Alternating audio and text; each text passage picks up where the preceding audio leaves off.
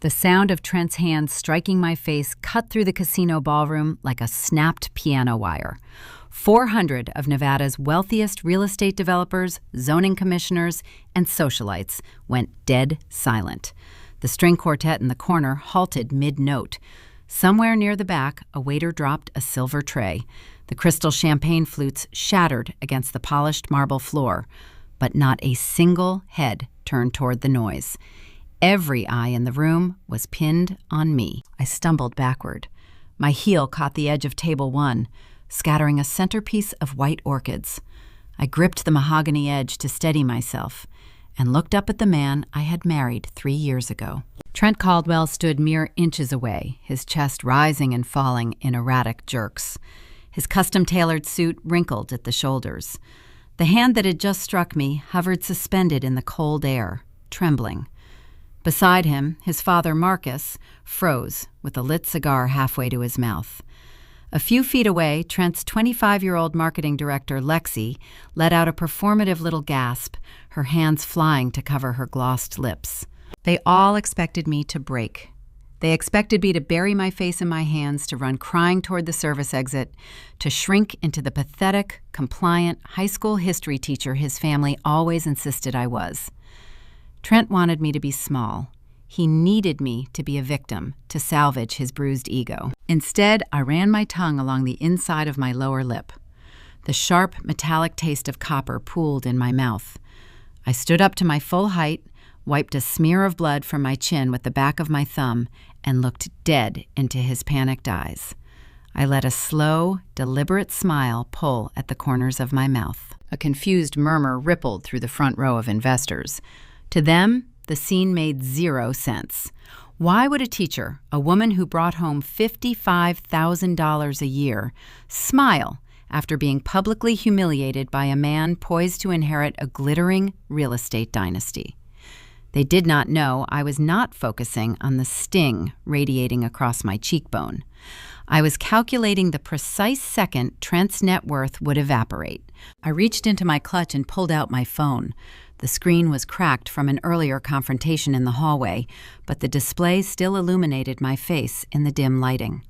I bypassed my regular contacts, opened a secured message thread I had not used in months, and typed 3 words. "Grandpa, please come." I hit send and dropped the device face up next to Trent's untouched steak. Before I tell you how a $120 million real estate empire turned to ash in under 3 minutes, hit the like button and subscribe to Pawn of Vengeance. In the comments, tell me how old you are and where you are watching from tonight. I read every single one. Let me rewind 72 hours to the moment the illusion shattered. Let me show you the quiet, invisible trap I laid and exactly how an arrogant man digs his own grave when he thinks nobody is watching. My name is Maribel Brooks. I am 30 years old, and I teach sophomore history at a public high school in Las Vegas. Up until 3 weeks ago, I was married to Trent Caldwell. The Caldwell family runs a mid-tier Nevada commercial development firm. They pride themselves on wearing $5,000 suits bought on credit and attending charity functions for causes they cannot name. To them, pedigree is everything. To them, I was a charity case. I met Trent 3 years ago at a downtown coffee shop. I wore oversized sweaters, graded papers on weekends, and drove a 10-year-old sedan. He thought he was rescuing me from a life of mediocrity. I let him believe it. I wanted a partner who loved Maribel the teacher, not Maribel the heiress. So I kept my lineage buried. My grandfather is Victor Sterling. He started with a single dusty motel in Reno back in 1982. Today, Sterling Hospitality controls $4 billion in commercial real estate and water rights across the West Coast. Victor still wears denim button-downs and drives a 2004 Chevy truck. He taught me that flashy people are usually broke, and quiet people are usually watching. To protect me from opportunists, he scrubbed my connection to the Sterling name from public records when I was a child. I used my mother's maiden name. The night of our 3rd anniversary gala began at the Sterling Grand Casino. Trent chose the venue to impress his zoning commissioners, unaware that the man signing the checks for the chandeliers shared my DNA. The cocktail hour was in full swing. Waiters carried trays of gin and oysters. I stood near a towering ice sculpture, wearing a beige silk dress I bought off the rack. Across the room, Trent was laughing with Lexi. He touched her elbow. She leaned into his shoulder, her gaze lingering on his jawline just a fraction too long. A sharp scent of heavy, floral perfume invaded my space. His mother, Sylvia, approached me. Her neck weighed heavy with a diamond necklace she leased for the evening. She carried a gift wrapped in silver paper. 3 major investors stood just behind her, sipping scotch, their attention fixed on our interaction. "Maribel, dear Sylvia," said her voice pitched loud enough to carry over the jazz band. "Happy anniversary. I know how much you struggle to fit in at these high-stakes events, so I brought you a little something to help you feel useful at home." She shoved the silver box into my hands. The paper slipped off, revealing a hardcover book. A bright yellow discount sticker was still plastered across the front jacket. The title read, "Simple Meals for Simple Wives." One of the investors chuckled, shifting his weight and quickly taking a sip of his drink to hide his amusement. Sylvia smiled, showing perfect porcelain veneers. "Trent works such long hours building our legacy. The least you can do is have a warm casserole ready since you are done with work at 3 every afternoon." My fingers traced the spine of the cheap book. I did not flush. I did not throw it back at her. I looked at the neon discount sticker and then up at her leased diamonds. I noticed the slight tremor in her hand, a telltale sign of a woman living far beyond her means. "Thank you, Sylvia," I said, my voice smooth and level. I flipped the book open to page 40. "Roast goose. That feels fitting. I will be sure to study it carefully." Her smile faltered just a fraction. She expected tears. She expected me to stammer or argue, proving I did not belong in her elevated circle. Instead, I set the clearance rack book on the cocktail table next to a sweating crystal ice bucket. I turned my back on her, leaving her standing awkwardly, holding her champagne flute. I walked toward the dining area, my posture straight. The insult from my mother-in-law was nothing but noise. The true betrayal was waiting hidden inside my purse, and Trent had no idea I already held the match that would burn his entire life to the ground. 72 hours before the disastrous anniversary gala, I sat in a secluded corner booth at a high-end steakhouse on the Vegas Strip. I nursed a lukewarm club soda and kept my face shielded behind a decorative frosted glass partition. 3 tables away, my husband sat across from his 25-year-old marketing director. Trent cut into a rare filet mignon, his gold watch catching the low ambient light. Lexi laughed at something he said, tossing her blonde extensions over her bare shoulder. She reached across the white tablecloth and traced the rim of his wineglass with her index finger. Trent looked at her with the kind of ravenous hunger he usually reserved for closing commercial real estate deals. Watching them sitting there in their designer clothes, paid for by spiraling corporate debt, I reflected on the sheer irony of my existence. They viewed me as a simple public school history teacher. They thought my world consisted of grading essays, clipping coupons, and shrinking into the background whenever the Caldwell family discussed big business. They did not know that the very restaurant they were dining in belonged to my family. They did not know the waiter pouring their expensive wine was an employee of Sterling Hospitality. When my mother passed away during my childhood, my grandfather Victor Sterling stepped in to raise me. Victor is a man who built a multi-billion-dollar empire out of dust and grit. He understood early on that immense wealth acts as a magnet for predators, gold diggers, and extortionists. To protect me from the vultures circling his legacy, he made a tactical decision. He brought in an army of attorneys to legally scrub my connection to the Sterling name from all public databases. My birth certificates, school registrations, and medical records were all filed under my mother's maiden name. Maribel Brooks became my permanent identity. I grew up with security details posing as gardeners and drivers, but to the outside world, I was just a normal, middle-class girl. I chose to become a teacher because I wanted a quiet, grounded life. I wanted to find a man who would love me for my mind and my character rather than the zeros in my bank account. For 3 years, Trent played the part of the devoted partner. He passed the test, right up until the moment he realized my modest teaching salary could not fund his private jet ambitions and his insatiable need for social validation. Across the dining room, Lexi stood up, smoothing the wrinkles out of her tight emerald green dress. She leaned down and whispered a secret into Trent's ear, making him smirk. She then turned on her heel and walked toward the powder room. This was my window. I dropped a $20 bill on the table, pulled my coat tight around my shoulders, and followed her. The restaurant powder room was a cavernous space lined with rose gold mirrors and imported Italian marble. The air smelled of heavy jasmine and sterile cleaning supplies. The ambient noise of the dining room vanished the second the thick mahogany door clicked shut behind me.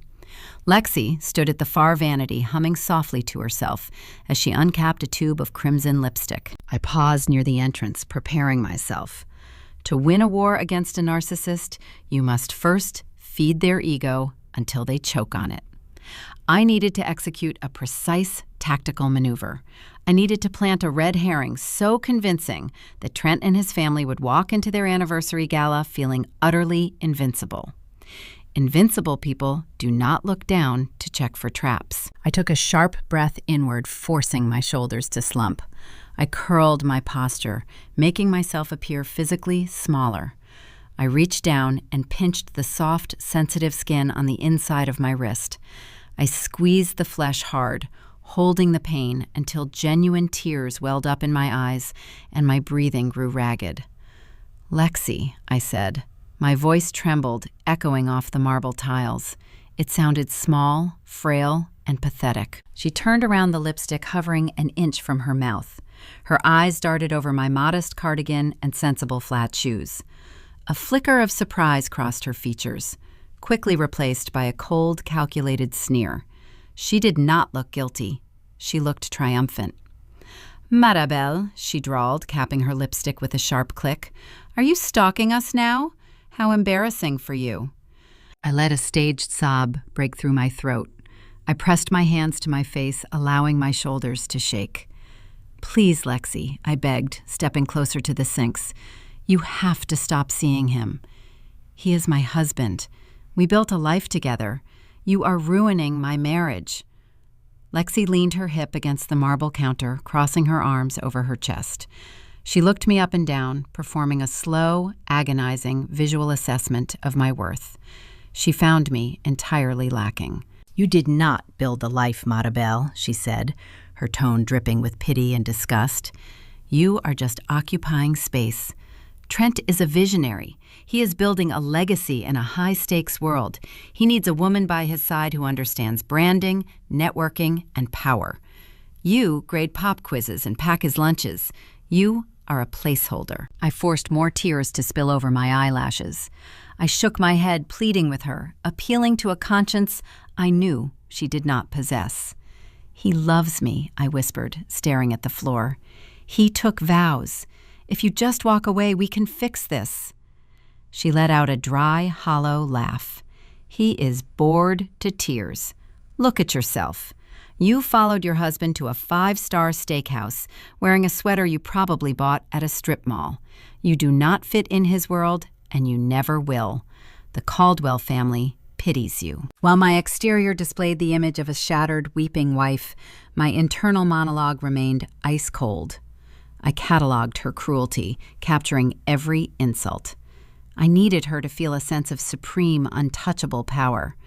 I needed her to walk back out to that dining table and report to Trent that his wife was a broken, weeping mess. A broken wife poses no threat. A broken wife can be paraded at an anniversary gala, seated near the kitchen doors, and publicly discarded without consequence.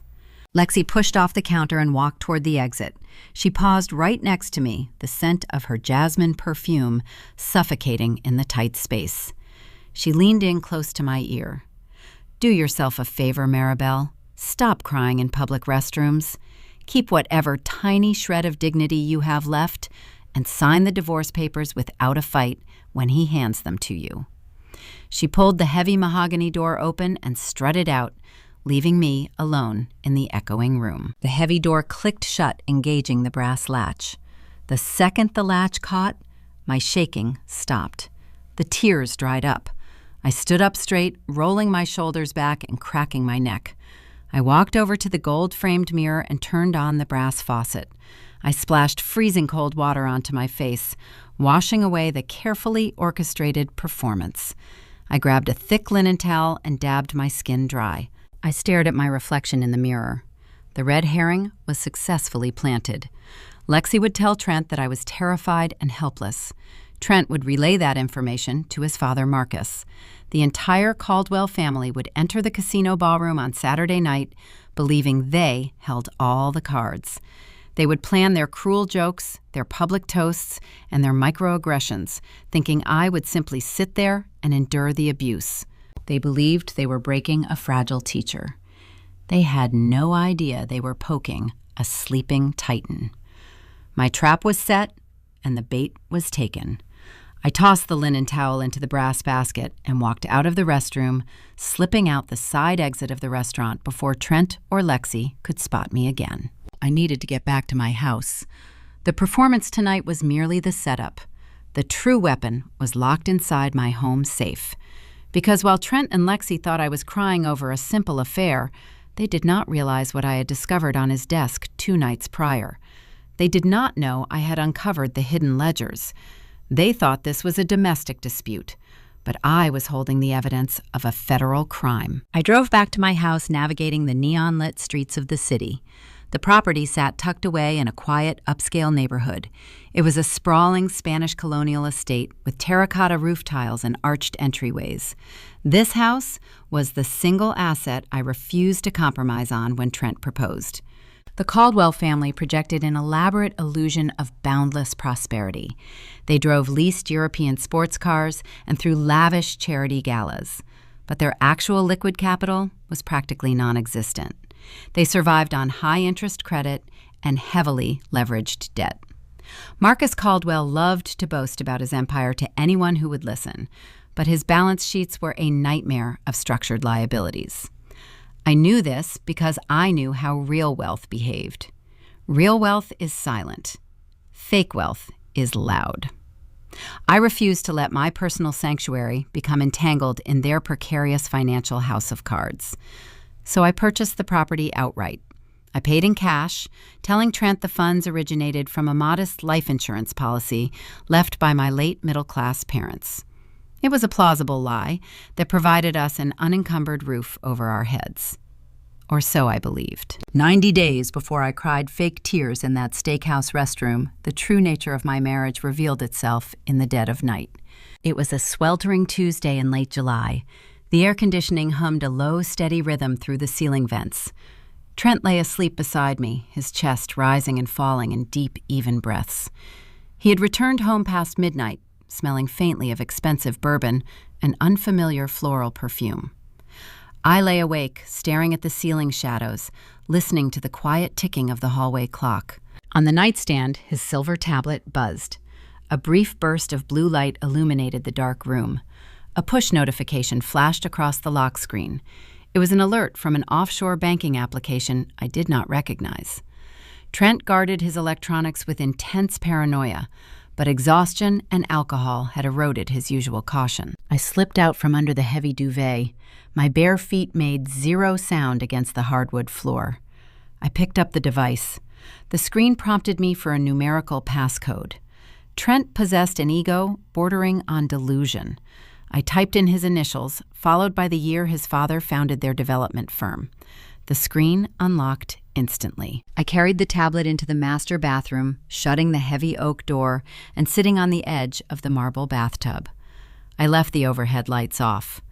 The sterile glow of the screen washed over my face, casting long shadows against the tiled walls. I opened his email application and navigated to his archived folders.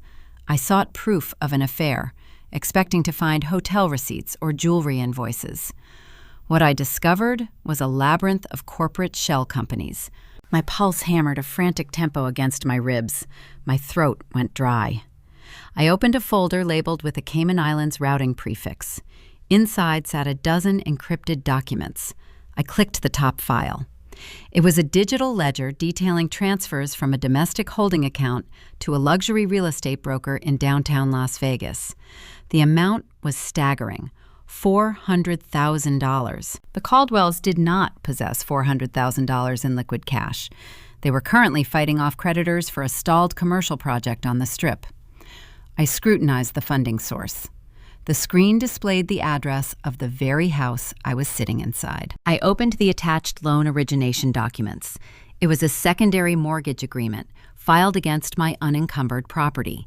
I scrolled to the final page where the signatory lines resided.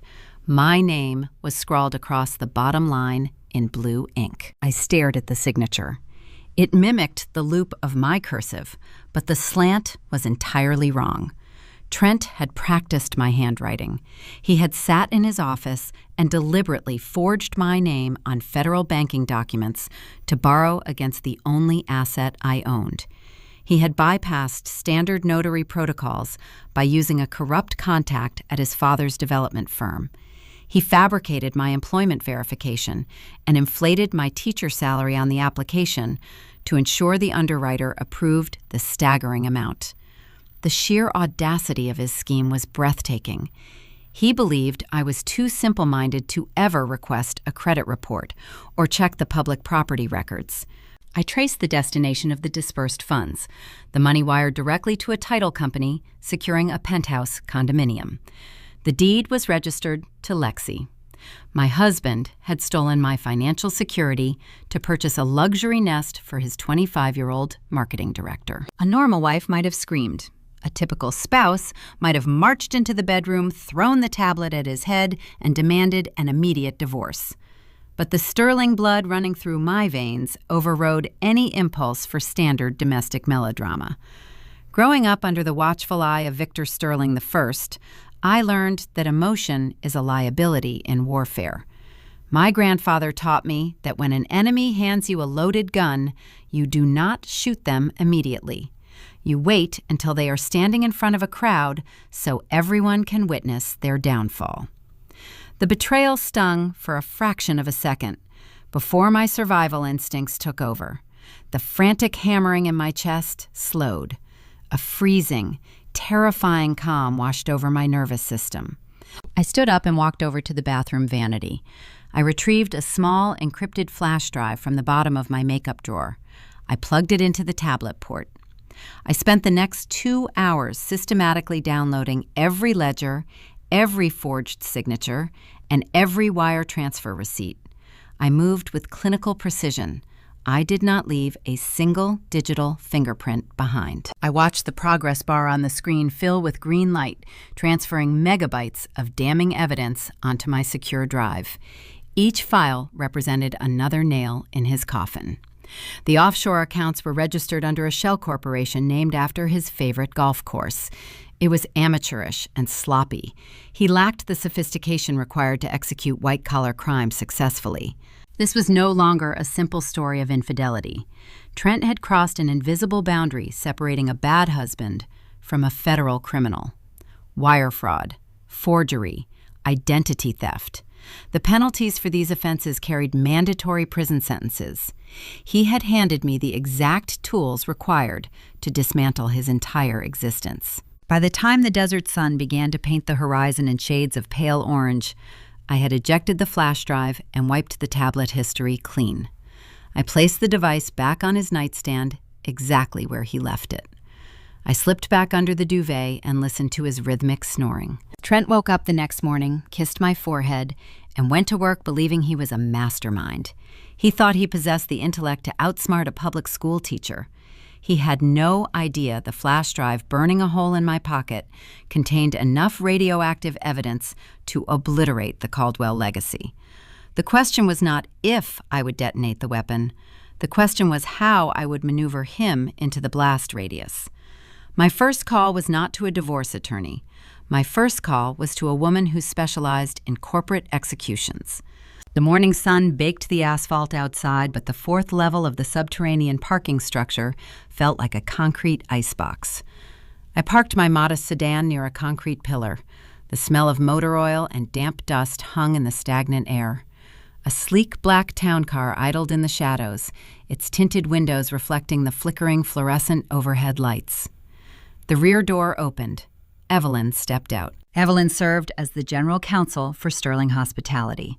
She was a woman carved from granite and tailored in Italian wool. Her silver hair was pulled back into a severe knot. She did not possess a nurturing bone in her body, which made her the most lethal weapon in my grandfather's arsenal. She carried a sleek leather briefcase and walked with the measured pace of an apex predator inspecting a trap. I approached her, my footsteps echoing off the low ceiling. I reached into my coat pocket and produced the encrypted flash drive. I held it out. She took the small metal device, turning it over in her palm. The polished silver caught the dim light. "Tell me what I am holding, Maribel," she said. Her voice was a low, smooth baritone that demanded instant compliance. "You are holding a signed confession," I replied, keeping my tone flat. Trent downloaded an offshore banking ledger to his personal tablet. He forged my signature on a secondary mortgage application against my property. He withdrew $400,000 and wired it to a title company. He purchased a luxury penthouse for his marketing director. Evelyn did not gasp. She did not offer me a sympathetic hug. She simply opened her briefcase, retrieved a slim silver laptop, and rested it on the hood of the town car. She inserted the drive. Her manicured fingers danced across the keyboard as she bypassed the encryption. For several long minutes, the only sound in the garage was the distant hum of a ventilation fan and the rhythmic click of her typing. Her eyes scanned the digital ledgers, the forged signature lines, and the wire transfer receipts. A slow, chilling smile spread across her face. "Your husband is a remarkable idiot," Evelyn stated, her eyes never leaving the screen. He used a localized internet protocol address to initiate an international wire transfer. He left a digital paper trail wide enough to drive a freight train through. I folded my arms across my chest, warding off the chill of the garage. "I want my house unencumbered, Evelyn. I want the deed cleared of his fraudulent lien, and I want him ruined." Evelyn closed the laptop with a sharp snap. The sound echoed like a gavel striking a wooden block. "We are going to do much more than clear your deed, Maribel. We are going to erase the Caldwell name from the Nevada State Registry." She gestured for me to lean closer. "The Caldwell family projects an image of untouchable prosperity," Evelyn whispered. "They host charity dinners and lease European sports cars, but their entire operational budget is a mirage. They are currently developing a sprawling retail complex on the Vegas Strip. Traditional lenders took one look at their bloated balance sheets and rejected their credit applications. Desperate for capital, Marcus Caldwell sought private equity. He signed a loan agreement for $120 million with an entity known as Vanguard Capital. I narrowed my eyes. Vanguard Capital. The name sounded generic, a faceless hedge fund operating out of a glass tower in New York. Evelyn read my expression. "Marcus believes Vanguard is an independent investment firm from Manhattan," she explained. "He thinks he outsmarted the local lending market. He failed to conduct proper due diligence. If his lawyers had bothered to peel back the corporate layers, they would have discovered that Vanguard Capital is a shadow subsidiary. It is entirely owned, funded, and operated by Sterling Hospitality." The air left my lungs. My grandfather owned their primary debt. The Caldwells were building their legacy using Victor Sterling's money. "The trap is already set," Evelyn continued, her voice dropping into a lethal whisper. "Commercial loans of that magnitude contain strict behavioral covenants.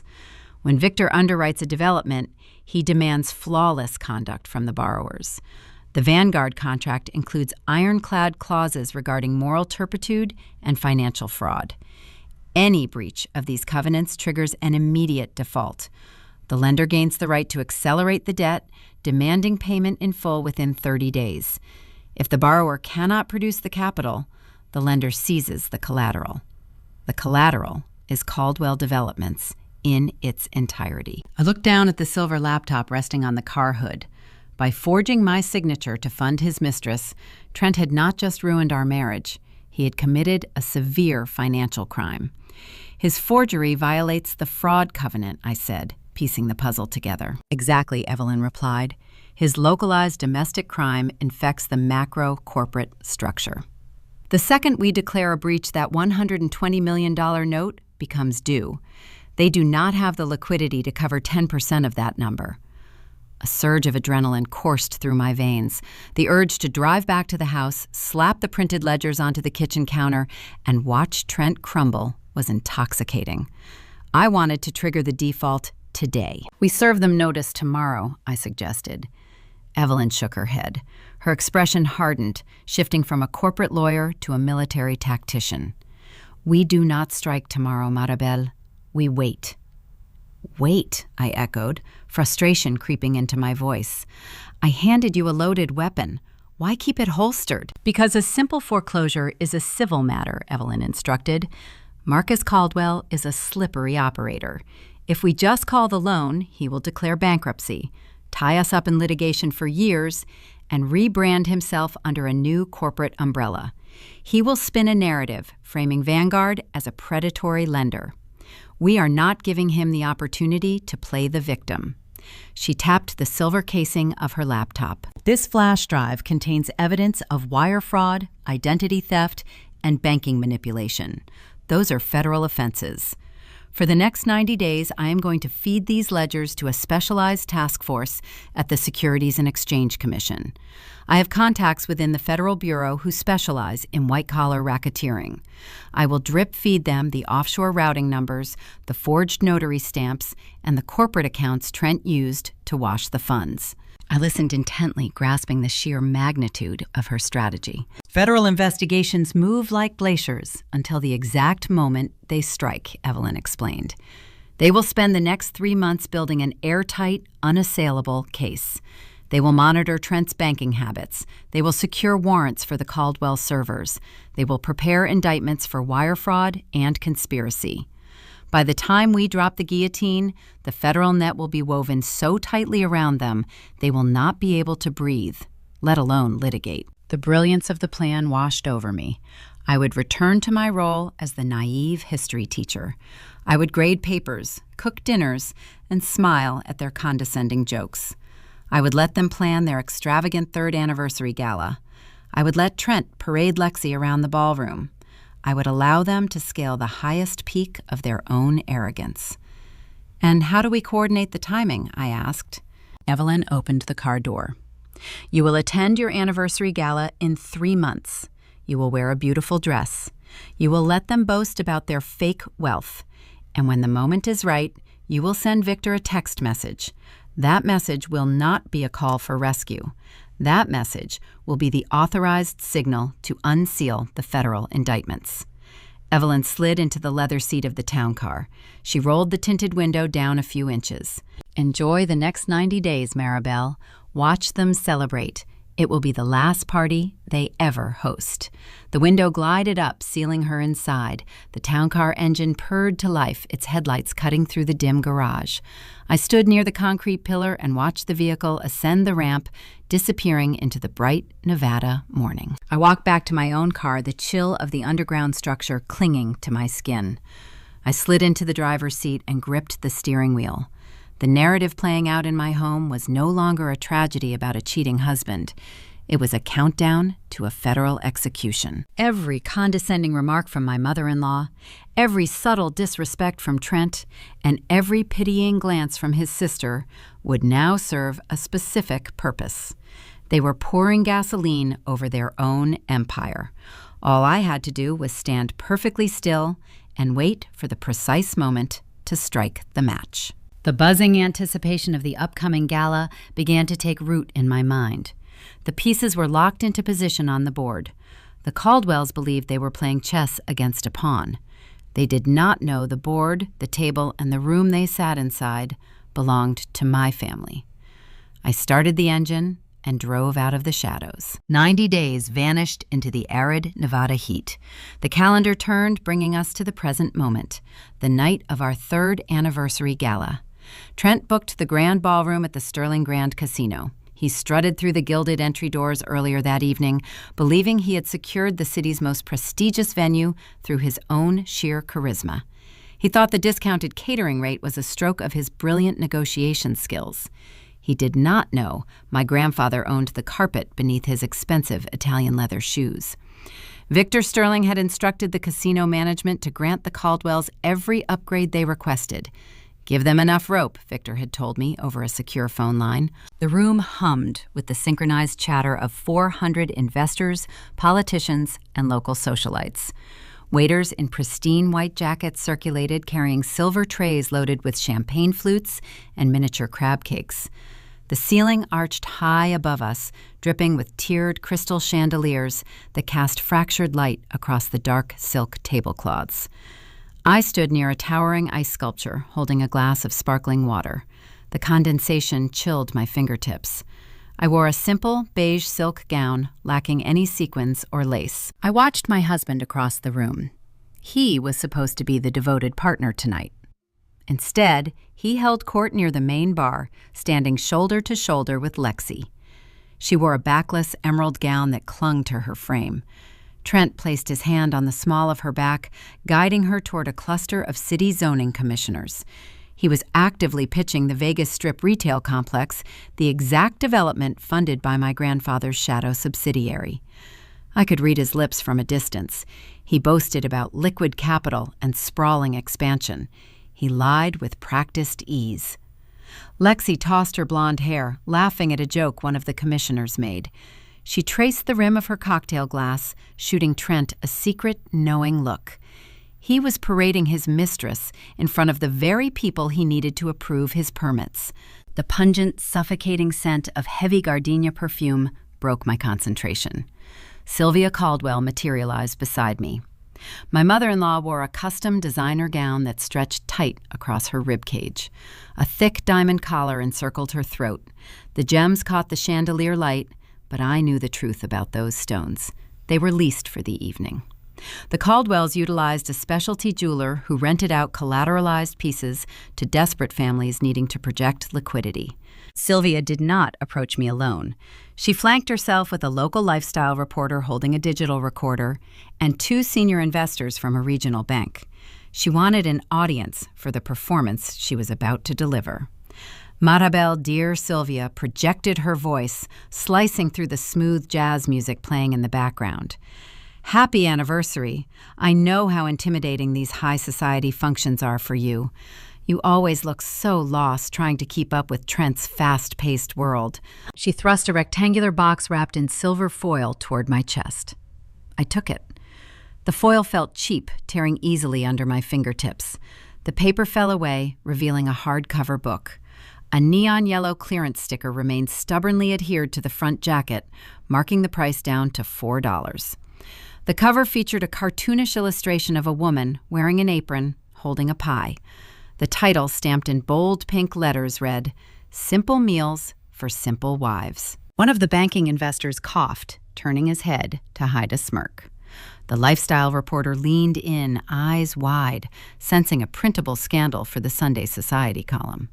Trent works exhausting hours building our legacy, Sylvia continued, ensuring her voice carried to the neighboring tables. He carries the weight of a sprawling real estate empire on his shoulders. Since you finish grading papers at 3 every afternoon, the least you can do is have a warm casserole ready for him. It will give you a sense of purpose outside of that quaint public school classroom. My fingers traced the glossy cardboard spine of the discounted cookbook. The sheer irony of the moment washed over me. Sylvia stood in the center of a multi-billion-dollar casino, insulting the sole heir to the Sterling fortune. She mocked my $55,000 teaching salary, unaware that her son had forged federal banking documents just to keep their facade alive. She thought she was humiliating a peasant. She had no idea Evelyn and the Securities and Exchange Commission were currently finalizing the arrest warrants for her entire family. I smiled, accepted the book, and mentally flipped to page 40. Roast goose. It was fitting. By Monday morning, Sylvia's goose would be cooked. I did not blush. I did not stammer out a defense of my career or my intellect. I looked at the neon yellow sticker and then directly into her eyes. The gardenia perfume mixed with the faint metallic scent of her nervous sweat. "Thank you, Sylvia," I said, my tone smooth and undisturbed. "I will be sure to study the recipes carefully. It takes real effort to maintain appearances when the heat turns up. I appreciate you showing me exactly how you do it. The subtle jab landed. The banking investor raised his eyebrows, catching the dual meaning regarding her fake display of wealth. Sylvia's smile turned brittle. The least diamonds around her neck seemed to grow heavier. She expected tears and a hasty retreat to the restroom. My calm, eerie acceptance threw her off balance. She opened her mouth to deliver a secondary insult, but found she had lost the conversational high ground. I turned away from the ice sculpture holding the clearance rack cookbook against my beige silk dress. I navigated through the sea of tuxedos and designer gowns, seeking my assigned seat to let the evening unfold. But the Caldwell family could not tolerate a target walking away unscathed. They viewed my composure as a direct challenge to their authority. As I neared the main dining tables, I saw Harper. Trent's sister stood near a linen-draped pillar, holding a brimmed glass of dark red wine, her eyes locked on the pale fabric of my skirt and a cruel, predictable smile forming on her lips. Harper Caldwell fancied herself a master of public relations. Her actual job consisted of posting heavily filtered photographs of vacant construction sites and charging $6,000 handbag purchases to the corporate expense account. She possessed the emotional depth of a puddle and the vindictive streak of a cornered rattlesnake. I approached table 1 holding the clearance rack cookbook in my left hand. The seating arrangement was meticulously planned to showcase the core family unit to the surrounding investors. Harper leaned against a marble pillar stationed directly in my path. She held a goblet filled to the brim with dark Cabernet Sauvignon. Her eyes tracked my movement, scanning the pristine, unblemished surface of my beige silk gown. The casino ballroom layout forced guests into narrow channels between the expansive circular tables. I stepped into the bottleneck. Harper did not wait. She executed a theatrical stumble, kicking her designer heel against the base of the pillar and throwing her body weight forward. Her wrist snapped forward. The goblet tipped. A dark crimson wave of wine vaulted through the air, crashing directly against the side of my skirt. The liquid saturated the delicate silk, instantly soaking through the fabric and pooling down toward the hem. The cool wetness clung to my leg. The sharp scent of fermented grapes filled the space between us. Harper gasped, pressing her free hand against her collarbone in a cartoonish display of shock. "Oh, Maribel, I am so clumsy," she exclaimed. Her voice projected, carrying easily to the adjacent tables. The surrounding guests paused their conversations, turning to watch the spectacle unfold. I looked down at the sprawling, dark red stain, ruining the elegant line of my dress. I did not flinch. I did not attempt to brush the liquid away. "I am terribly sorry," Harper continued, her tone lacking any genuine remorse. "That stain looks impossible to remove. I hope you can afford the dry cleaning bill on a public school teacher's salary. Silk is notoriously unforgiving. Perhaps you can find a replacement at a thrift store before the main course is served." A smattering of hushed giggles erupted from a nearby table where 2 junior developers sat. Trent materialized from the crowd, having noticed the commotion. He did not ask if I was all right. He did not reprimand his sister for the blatant, deliberate sabotage. He assessed the spreading crimson stain, the watching investors, and the potential damage to his carefully curated image. His jaw clenched in frustration. "For God's sake, Maribel," Trent hissed, stepping close and dropping his voice to a harsh whisper. "Look at yourself. You are a walking disaster. Go to the restroom right now and scrub that out. Do not come back to this table until you look presentable. You are embarrassing me in front of the zoning board." He turned his back on me, immediately placing a hand on Harper's shoulder and asking if she had spilled any wine on her own dress. I stood there, the wet fabric chilling my skin. The instruction was clear. Hide the damage. Scrub away the evidence of their cruelty. Pretend the disrespect never occurred so the Caldwell family could maintain their illusion of perfection. I walked away from the table, leaving a faint trail of crimson droplets on the plush casino carpet. I pushed through the heavy wooden doors leading to the grand restroom hallway. The space was deserted, the marble walls echoing with the distant, muffled jazz music. I entered the powder room and stopped in front of the expansive gold-framed mirror. I gripped the edge of the sink and stared at my reflection. The beige silk gown was ruined. The Cabernet stain spread across my right hip, mimicking the shape of a deep, fresh wound. It was dark, jagged, and impossible to ignore. A typical spouse would have panicked. A normal wife might have grabbed paper towels, soaked them in cold water, and scrubbed frantically at the fabric, praying the stain would fade into a manageable pink blur. I did not touch the paper towels. I did not turn on the brass faucet. I looked at the dark red blotch and saw exactly what it represented. It was a visual manifestation of their relentless campaign to bleed me dry. It was the physical embodiment of the $400,000 Trent stole from my home equity. It was the condescension, the lies, and the quiet betrayals they inflicted daily. If I scrubbed the dress, I would be participating in their cover-up. I would be helping them hide the ugly truth of who they really were. I refused to assist in my own erasure. I decided to wear the ruined fabric like a badge of war. Let the 400 guests witness the cruelty. Let the investors see the stain. Every eye drawn to the ruined silk would serve as a silent witness to the Caldwell's true character. I smoothed my hair, checking my posture. I rolled my shoulders back, ignoring the cold dampness clinging to my leg. I pulled the heavy mahogany door open and walked back out into the casino ballroom. I did not hurry. I moved with slow, deliberate grace. My head remained held high. As I navigated the narrow channels between the tables, the murmurs flared up again. Guests noticed the massive, unhidden stain. They stared, anticipating a tearful retreat or a frantic attempt to cover the damage with a napkin. I offered them nothing but absolute, chilling composure. I reached table 1, expecting to take my assigned seat near Trent. The Caldwells always positioned me beside him to project the image of a stable, grounded marriage. But the geography of the table had shifted during my brief absence. My silver name card was gone. I scanned the place settings.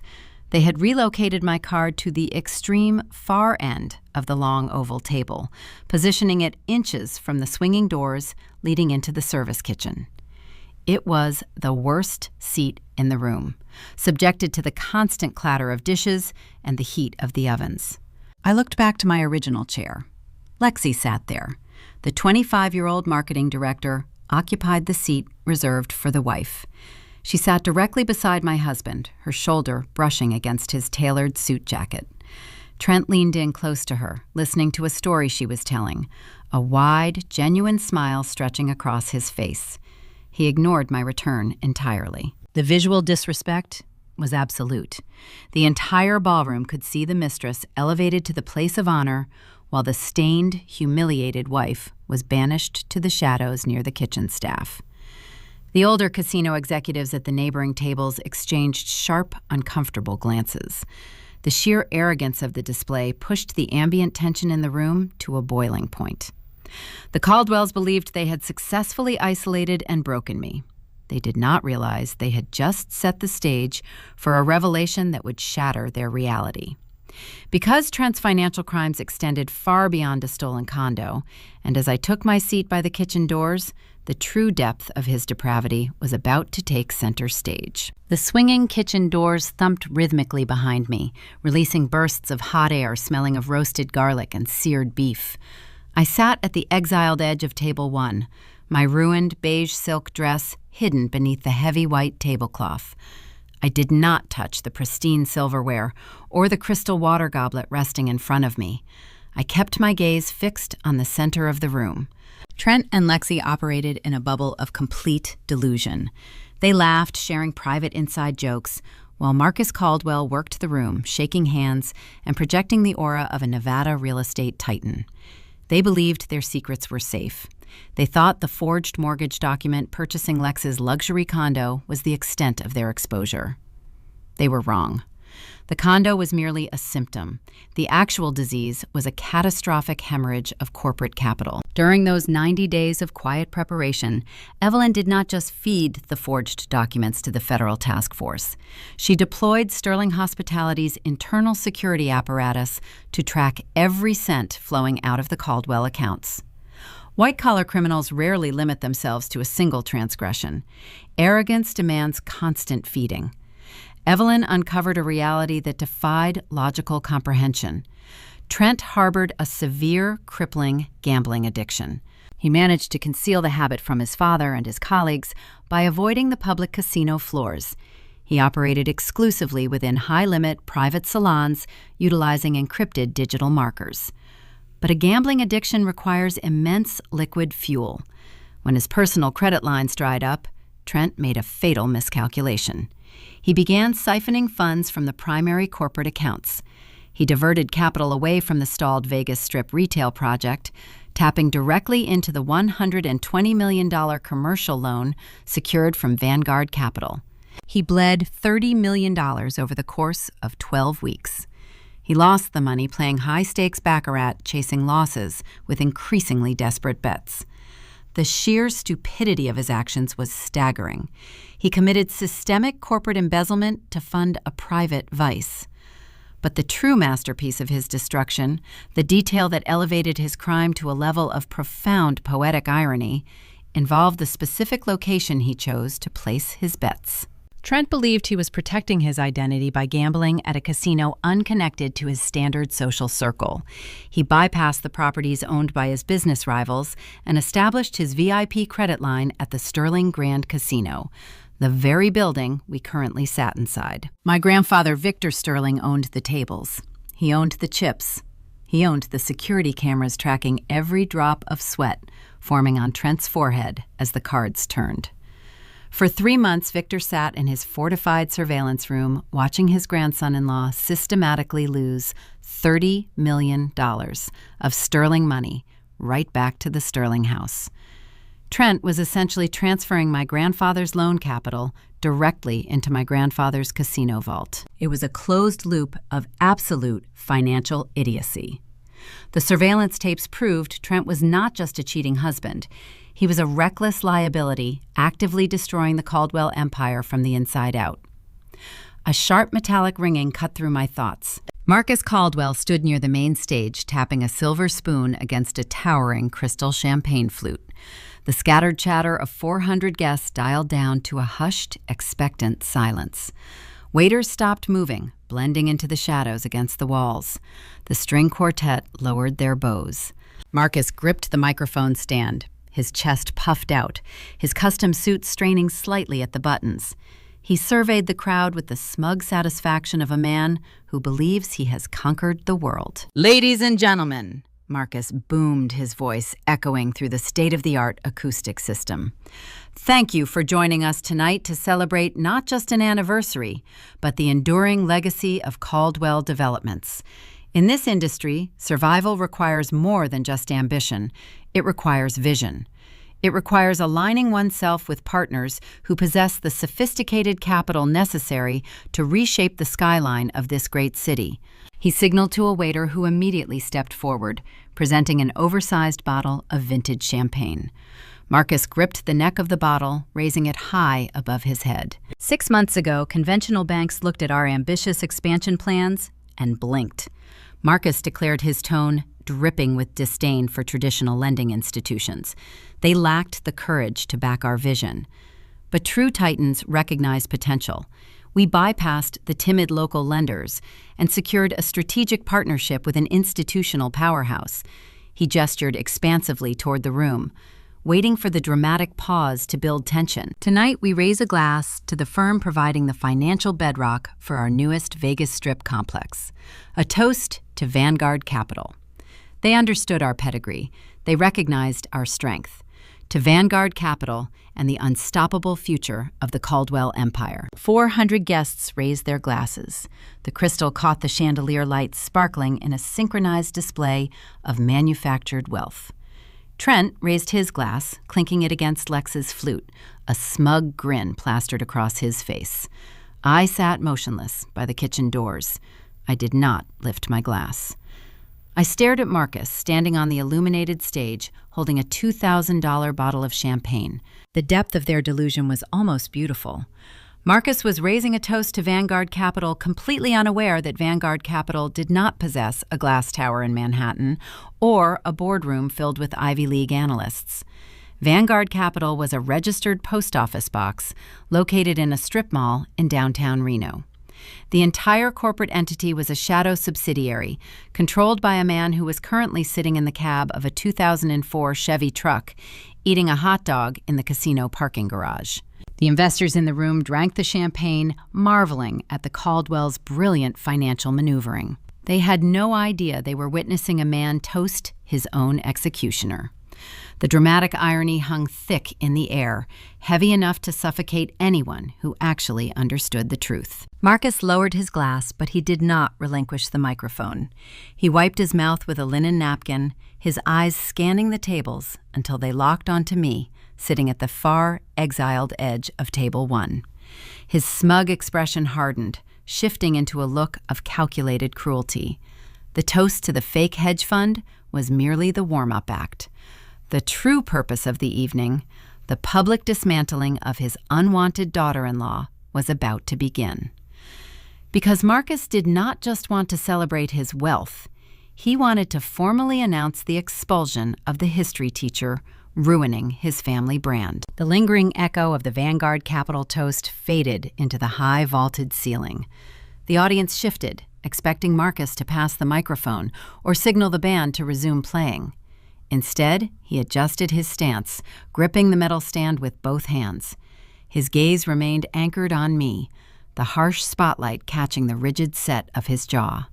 We have spoken tonight about vision and strategic partnerships. Marcus began, his voice taking on a somber, almost theatrical tone. But true success demands continuous evolution.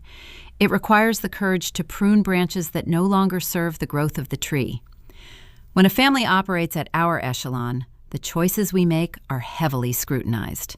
We cannot afford the luxury of sentimentality when it threatens the integrity of the brand. A low murmur rippled through the tables near the stage. The investors exchanged confused glances. This was not the standard congratulatory rhetoric expected at an anniversary gala. 3 years ago, my son Trent made a choice driven by youthful idealism. Marcus continued pacing slowly across the illuminated platform.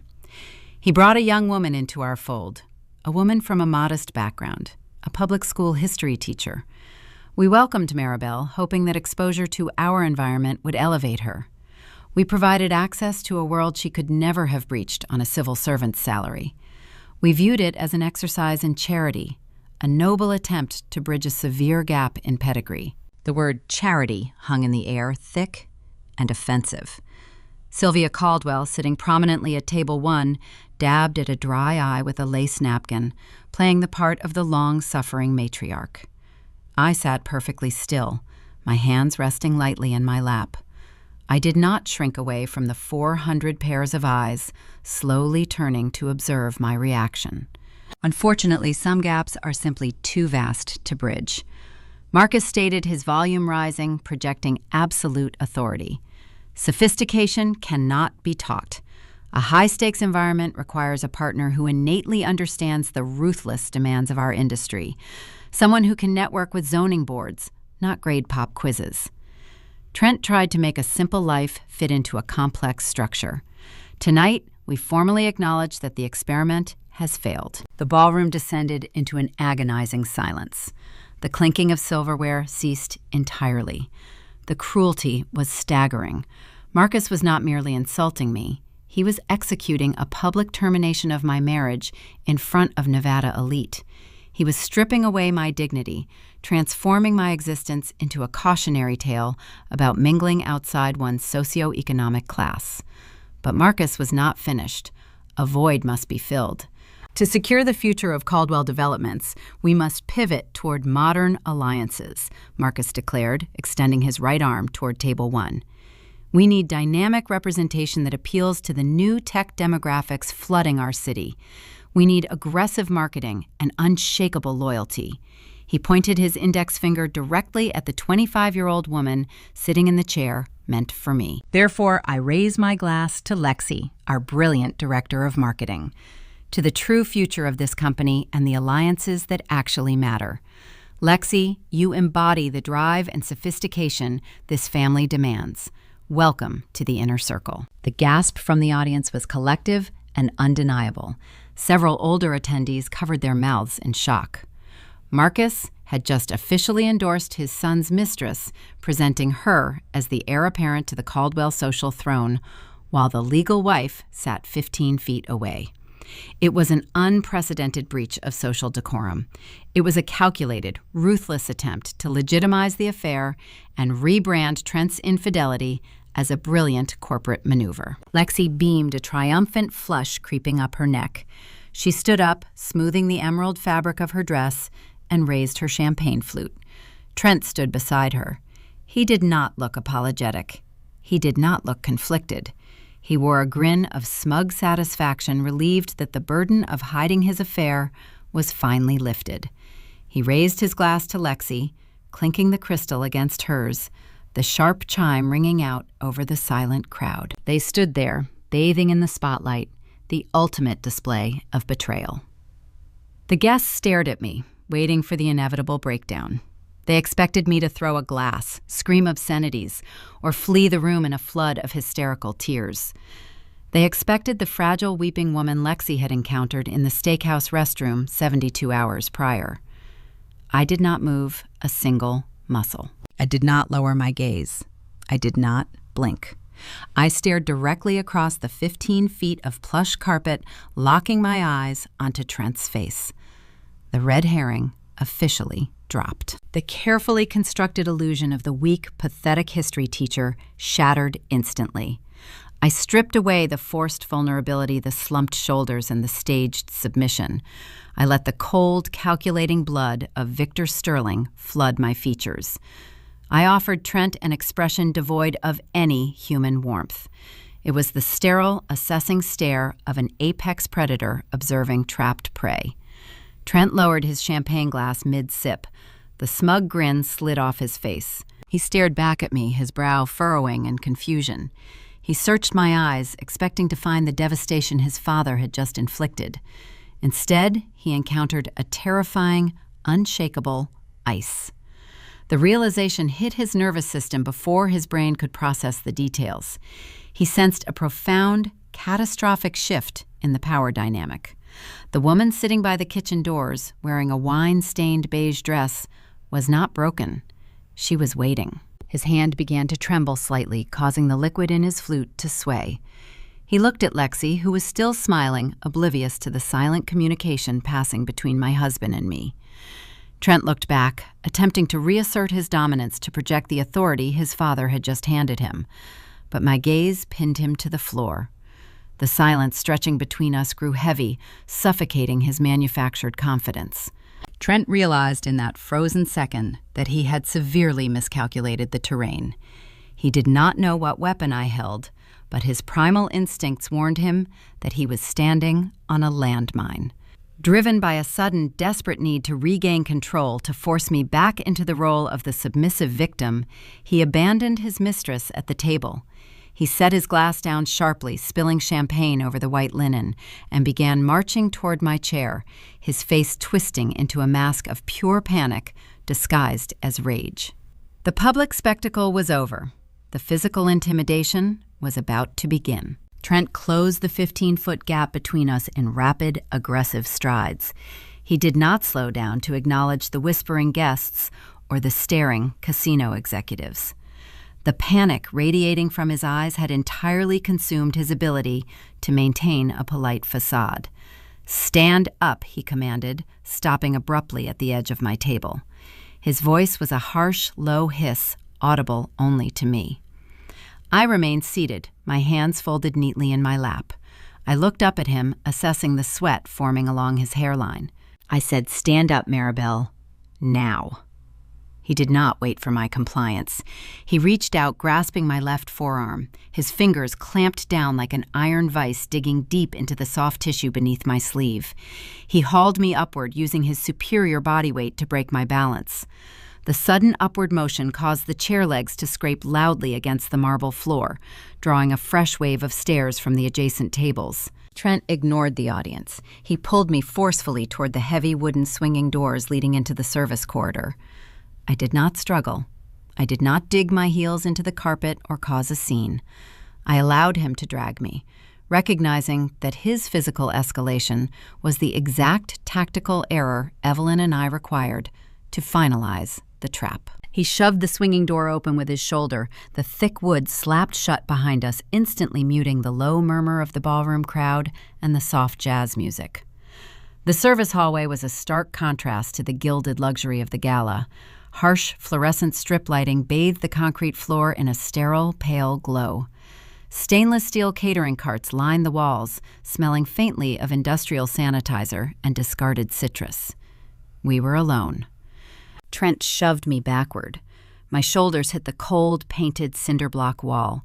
He maintained his crushing grip on my forearm, stepping directly into my personal space. The scent of stale gin and mint mouthwash washed over my face. "Wipe that look off your face," he sneered, his chest heaving. His pupils were dilated, reflecting raw, unfiltered anxiety. "What the hell was that expression out there? You are embarrassing me in front of the zoning commissioners." I looked down at his hand. His knuckles were white from the force of his grip. "You are holding my arm, Trent," I stated. My voice lacked any inflection. It was a simple observation of fact. "Let go." He squeezed harder, a cruel spark lighting up his eyes. He mistook my calm tone for submission. He believed he could still bully me into the narrative his father had just established on stage. "My father is just playing the public relations game out there," Trent hissed, shaking my arm slightly for emphasis. "Lexi brings youth and a modern tech demographic to the brand. It is business, Maribel. But you are sitting there glaring at me like some paranoid, jealous teacher. You are ruining the aesthetic." The audacity was staggering. He had just publicly endorsed his mistress, flaunted his infidelity to 400 investors, and now attempted to gaslight me into believing I was overreacting to a strategic marketing maneuver. "Listen to me very carefully," Trent continued, his tone dropping into a menacing, authoritative register. "Tomorrow morning, my attorney is going to email you a separation agreement. You are going to sign it. We are offering you a $20,000 buyout. That is more than generous, considering you brought absolutely zero capital into this marriage. You take the money, you pack your bags, and you walk away quietly." He leaned closer, pinning me against the cinder block. "If you make a scene," he threatened, "if you try to drag this out in front of a judge, I swear to God I will cut off every credit card you possess. I will tie you up in litigation for the next decade. I will bankrupt you, Maribel. I will ensure you cannot afford a studio apartment, let alone a decent attorney. You will keep your mouth shut, smile for the rest of the night, and disappear in the morning. Do you understand me?" I held his gaze. I did not blink. I analyzed the hollow threat, recognizing the desperation hiding behind his bullying. He needed me to sign a quick, quiet settlement because a prolonged discovery phase in a divorce court would unearth the massive Vanguard Capital debt and the illegal offshore transfers. He was trying to cap a volcano with a piece of tape. "Let go of my arm," I repeated the instruction, sharper this time. Trent glared at me, searching for the fear he expected to find. Encountering only an impenetrable void, he scoffed and released his grip. He stepped back, running a hand through his styled hair, trying to compose his features back into the suave developer persona. The release of pressure sent a rush of blood back into my forearm. I rolled my sleeve up a few inches. 4 distinct, pale indentations marked my skin. Within seconds, the pale circles darkened, blooming into angry red bruises mirroring the exact placement of his fingertips. The skin throbbed, a physical testament to his loss of control. I reached into my clutch and retrieved my cracked smartphone. I unlocked the screen, swiped to the camera application, and held the lens steady over my bruised forearm. The digital shutter clicked, capturing the harsh red marks under the unforgiving fluorescent lighting. I took 3 separate photographs from varying angles, ensuring the evidence was irrefutable. "What the hell are you doing?" Trent demanded, his voice spiking an octave in fresh panic. "Give me that phone." He lunged forward, attempting to snatch the device from my hand. I sidestepped his clumsy grab, slipping the phone smoothly back into my clutch and snapping the clasp shut. "Documenting the brand," I replied, my voice dropping to a glacial whisper. Trent's face drained of color. He stood frozen, his arm still outstretched, grasping at empty air. He realized the photographs were not just a defensive measure. They were a weapon. A documented record of physical abuse carried significant legal weight. "You cannot use that," he stammered, the suave persona disintegrating entirely. "I barely touched you. You bruised easily." I did not offer him the satisfaction of an argument. I turned my back on his pathetic excuses. I placed my hands flat against the swinging wooden doors and pushed them open. The soft jazz music and the hum of the ballroom instantly washed over me. I stepped back into the opulent casino venue, leaving Trent standing alone in the sterile hallway. The climax of the evening was imminent.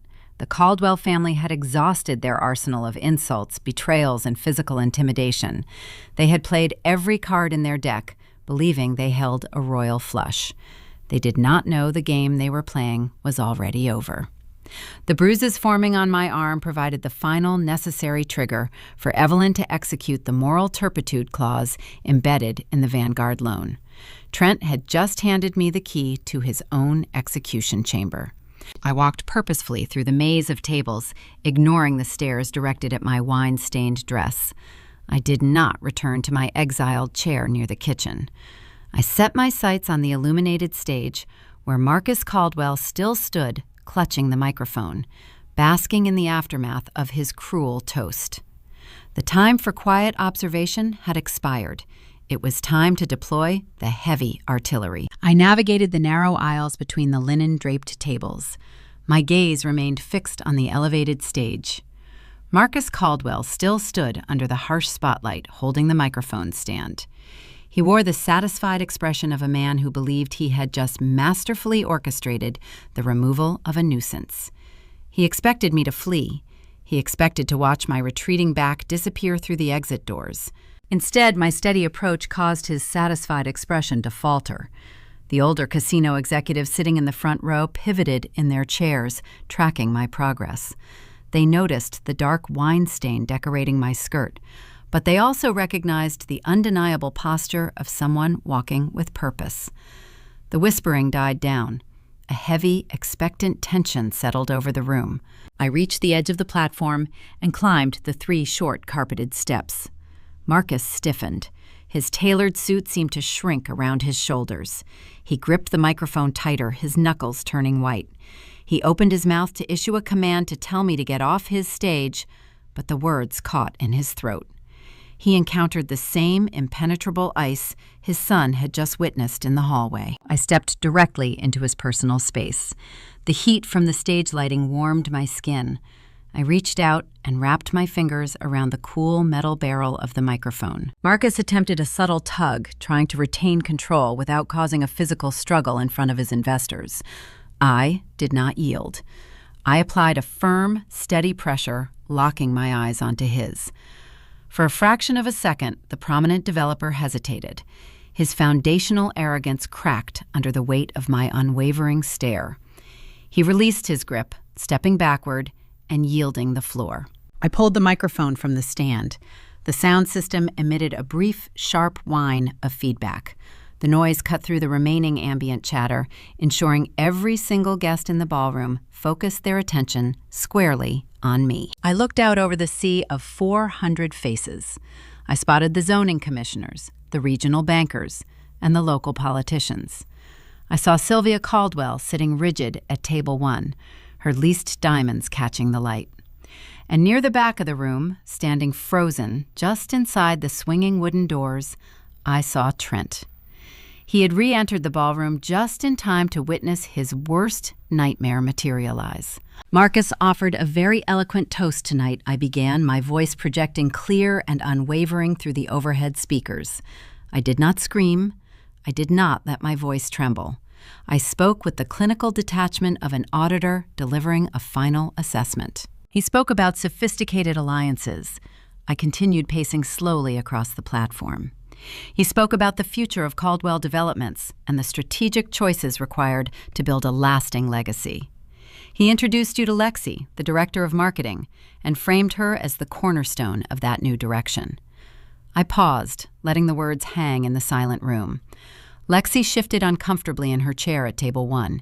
She glanced around, sensing the sudden shift in the atmosphere. However, Marcus omitted a crucial detail regarding the funding of these new alliances, I stated, lowering my tone to a sharp, dangerous register.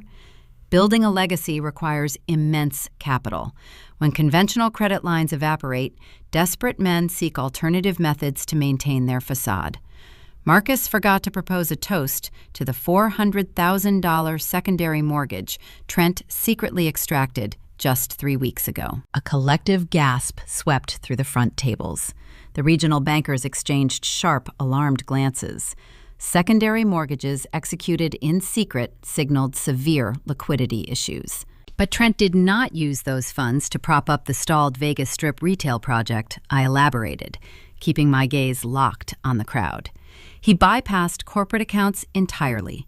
He funneled that $400,000 through an offshore ledger, wiring it directly to a title company.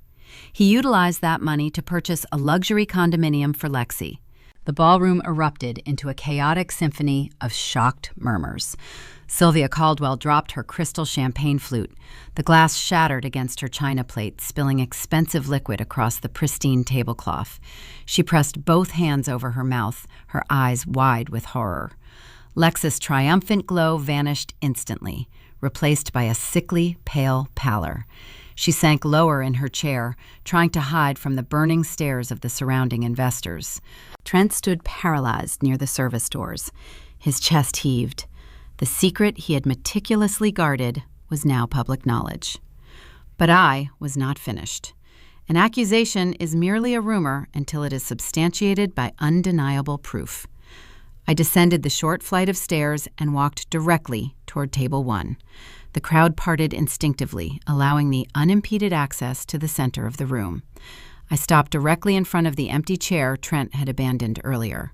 I reached into my silk clutch. My fingers brushed past my cracked phone and closed around a folded, thick piece of premium paper. I pulled the document free. I did not just make a verbal accusation. I deployed the weapon I had secured 90 days prior. I unfolded the heavy parchment. The bright overhead chandelier light illuminated the official state notary seals and the embossed banking logos. I held the document up for a brief second, ensuring the zoning commissioners seated at the adjacent table could recognize the standardized formatting of a federal loan origination form. Then I dropped the paper directly onto Trent's pristine, untouched dinner plate. The heavy parchment landed with a dull, definitive thud atop the porcelain. The impact sounded louder than a gavel strike. This is a bank-stamped copy of the mortgage agreement I announced, my voice carrying easily without the microphone. If you look closely at the bottom line, you will notice my signature. But I did not sign that document. Trent forged my name to borrow against an unencumbered asset I own independently. He committed federal wire fraud and identity theft to finance his affair. The investors in the front row did not hesitate. 2 senior banking executives leaned far out of their chairs, craning their necks to read the text. Their trained eyes quickly identified the blue ink of the forged signature, the routing numbers, and the official bank seals. The physical evidence eradicated any possibility of denial. The pristine public relations image the Caldwell family spent decades constructing shattered into 1 million irreparable pieces in real time. They were no longer viewed as elite developers. They were exposed as desperate criminals operating a fraudulent enterprise. The zoning commissioners pulled out their smartphones immediately, drafting emails to distance their political campaigns from the unfolding scandal. Lexi stared at the document resting on the porcelain plate. The reality of her situation crashed over her. She thought she was receiving a free luxury condo from a wealthy benefactor. She now realized she was in possession of stolen property procured through a federal felony. The legal liability attached to her name guaranteed she would face questioning from federal authorities. Her breathing turned rapid and shallow. Across the room, near the service doors, Trent watched his entire life disintegrate. The facade of the untouchable visionary vanished. He was exposed as a petty thief who stole from his own wife to fund his ego. The investors he desperately courted were now looking at his family with profound disgust and pity. The realization that his financial crimes were undeniable public knowledge triggered a catastrophic psychological break. The panic he felt in the hallway morphed into blind, desperate rage. His brain short-circuited, prioritizing survival over logic. He needed to silence the source of his destruction. He needed to destroy the evidence resting on the dinner plate. Trent let out a guttural, wordless roar. He pushed off the wooden doors and charged across the ballroom floor. He shoved past a waiter, knocking a silver tray to the ground. His eyes were wide, his face twisted into a mask of pure, unhinged fury. He sprinted directly toward the podium where I stood, his hands balling into tight fists, intent on inflicting maximum physical damage to stop the impending ruin. Trent charged across the carpeted floor, his polished shoes slipping slightly on the slick marble perimeter. He shoved past a waiter, sending a silver tray crashing to the ground. His face twisted into an unrecognizable mask of frantic desperation. He closed the 15-foot gap between us in seconds. He did not care about the zoning commissioners, the regional bankers, or the local politicians watching his every move. He only cared about silencing the source of his destruction. "Shut up," he shrieked, his voice cracking under the strain of his panic. His right arm arched back. He swung his hand with all the force his adrenaline-fueled body could muster. The open palm struck my cheekbone. The sound of the impact snapped through the silent casino ballroom, echoing like a breaking piano wire. The physical force snapped my head to the side. I stumbled backward, my heel catching the heavy wooden leg of table 1. I gripped the mahogany edge to keep from falling to the floor. A pristine centerpiece of white orchids toppled over, scattering petals and spilled water across the white linen. The ballroom froze. The soft, ambient noise vanished. For a split second, a few intoxicated investors near the open bar let out a harsh, scattered laugh, assuming it was some avant-garde piece of performance art. But the grim reality settled over the room instantly. The laughter died in their throats. Trent stood mere inches away, his chest rising and falling in erratic jerks. The hand that had just struck me hovered, suspended in the cold air, trembling. He looked at his own palm and then up at the staring faces of his core investor base.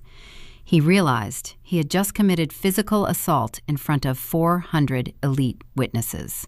Beside him, his father Marcus froze with a lit cigar halfway to his mouth. A few feet away, Lexi let out a performative little gasp, her hands flying to cover her glossed lips. I ran my tongue along the inside of my lower lip. The sharp metallic taste of copper pooled in my mouth. I stood up to my full height, wiped a smear of blood from my chin with the back of my thumb, and looked dead into his panicked eyes. I reached into my silk clutch and pulled out my cracked phone. I bypassed my regular contacts, opened the secured message thread, and typed 3 words. "Grandpa, please come." I hit send and dropped the device face up next to Trent's untouched steak. 180 seconds passed. Time dilated, slowing to an agonizing crawl. Trent scrambled toward the dinner plate, his panic overriding his logic. He snatched the forged mortgage document, his fingers fumbling with the heavy parchment. He tore the paper into jagged halves, then into quarters, letting the torn pieces fall to the patterned carpet. It was a pathetic, futile gesture. Tearing a piece of paper did not erase the memory of the official bank seals burned into the minds of the senior executives sitting 10 feet away. Marcus Caldwell rushed from the illuminated stage. He approached the nearest table of politicians, holding his hands up in a placating gesture. He tried to project his usual smooth charisma, claiming the incident was a mere misunderstanding, a private family dispute spilling into public view. The politicians did not smile back. They pushed their chairs away from the table, creating physical distance from the toxic fallout. The Caldwell brand was decomposing before their very eyes. Lexi remained glued to her chair, her eyes darting toward the exits. She realized the luxury condo she occupied was purchased with stolen funds. The title deed holding her name was tied to a federal felony. She sat in frozen terror, plotting her escape route. I remained standing near the kitchen doors. My posture stayed straight. The stinging heat on my cheek served as a physical reminder of the trap snapping shut. At exactly 3 minutes post-impact, the atmosphere in the ballroom shifted entirely. The grand double doors at the main entrance did not simply open, they burst apart. The heavy brass handles slammed against the wall panels, echoing like a gunshot. Victor Sterling stepped over the threshold. My grandfather did not conform to the black-tie dress code of the elite society gathering. He wore dark denim jeans, a faded blue chambray shirt, and a silver bolo tie resting against his collar. Dust coated the soles of his leather work boots. He moved with the heavy, uncompromising gait of a man who owned the very earth he walked upon. Evelyn flanked his right side. The ruthless general counsel wore a tailored charcoal suit, carrying a thick leather binder tucked under her arm. 4 corporate litigators formed a wedge behind them, moving in silent, synchronized precision. The sheer gravity of Victor's presence sucked the oxygen out of the sprawling room. The older casino executives seated near the front recognized the Nevada billionaire instantly. They did not hesitate. They pushed their chairs back and stood up. It was an involuntary reflex driven by deep-seated reverence and sheer survival instinct. When a titan of that magnitude enters a room, lesser men rise. Marcus Caldwell stopped mid-sentence. His placating hands dropped to his sides. He stared at the entrance, the color draining from his face. Beads of sweat formed along his hairline, catching the harsh light of the chandeliers. Marcus knew the face of the man who owned the casino. He recognized the untouchable apex predator of West Coast real estate. But his panicked mind could not process why Victor Sterling was crashing his anniversary gala, accompanied by an armada of corporate lawyers. Victor ignored the standing executives. He ignored the lifestyle reporters pointing their digital recorders. He ignored Marcus Caldwell. His pale blue eyes locked onto me. He crossed the ballroom, the crowd parting instinctively, clearing a wide path for his advance. He stopped directly in front of me. He reached into his breast pocket and retrieved a folded cotton bandana. He raised his hand, moving with surprising gentleness, and dabbed the corner of my bleeding lip. His knuckles bore the faint scars of decades spent working on engines and laying foundations. The scent of motor oil and expensive cigars washed over me, offering a profound sense of safety. "You holding up Maribel?" he asked, his voice a low, gravelly rumble. "I am now, Grandpa," I replied, keeping my tone steady. The single word hung in the silent air.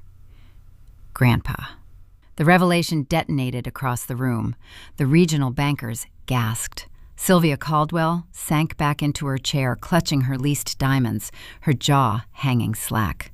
She stared at the clearance rack cookbook she had mockingly handed me earlier, the irony of her insult crushing her spirit. The woman they had mocked, minimized, and publicly humiliated was the direct blood descendant of the man who owned half the state. Victor lowered the bandana. He turned slowly, pivoting his heavy frame to face my husband. Trent stood paralyzed near the scattered pieces of the torn mortgage document. He looked like a cornered animal staring into the headlights of an oncoming freight train. He looked at the denim-clad billionaire, then back to me, connecting the dots his arrogant brain had refused to see for 3 years. "You put your hands on my granddaughter," Victor stated. He did not yell. He did not raise his volume. The quiet authority in his voice carried a lethal promise of destruction. Trent visibly shook. His bespoke suit offered zero protection against the raw power bearing down upon him. He opened his mouth, struggling to pull oxygen into his lungs. "I did not know," Trent stammered, his voice cracking into a high-pitched, pathetic whine. "I swear to you, sir, I had no idea who she was. I did not know she was a Sterling." He offered his ignorance as a shield, hoping the billionaire would forgive a transgression committed blindly.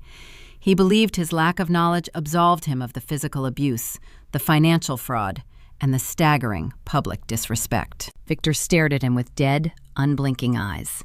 The Nevada Titan did not possess an ounce of mercy for the man sweating on his carpet. Ignorance. Victor rumbled, his tone dropping to sub-zero temperatures, does not excuse a default. The power dynamic in the casino ballroom inverted entirely. The Caldwell family illusion shattered, replaced by the crushing reality of their impending execution. Victor Sterling had not come to engage in a physical brawl. He brought Evelyn and the litigators because he intended to carve the Caldwell name out of the history books.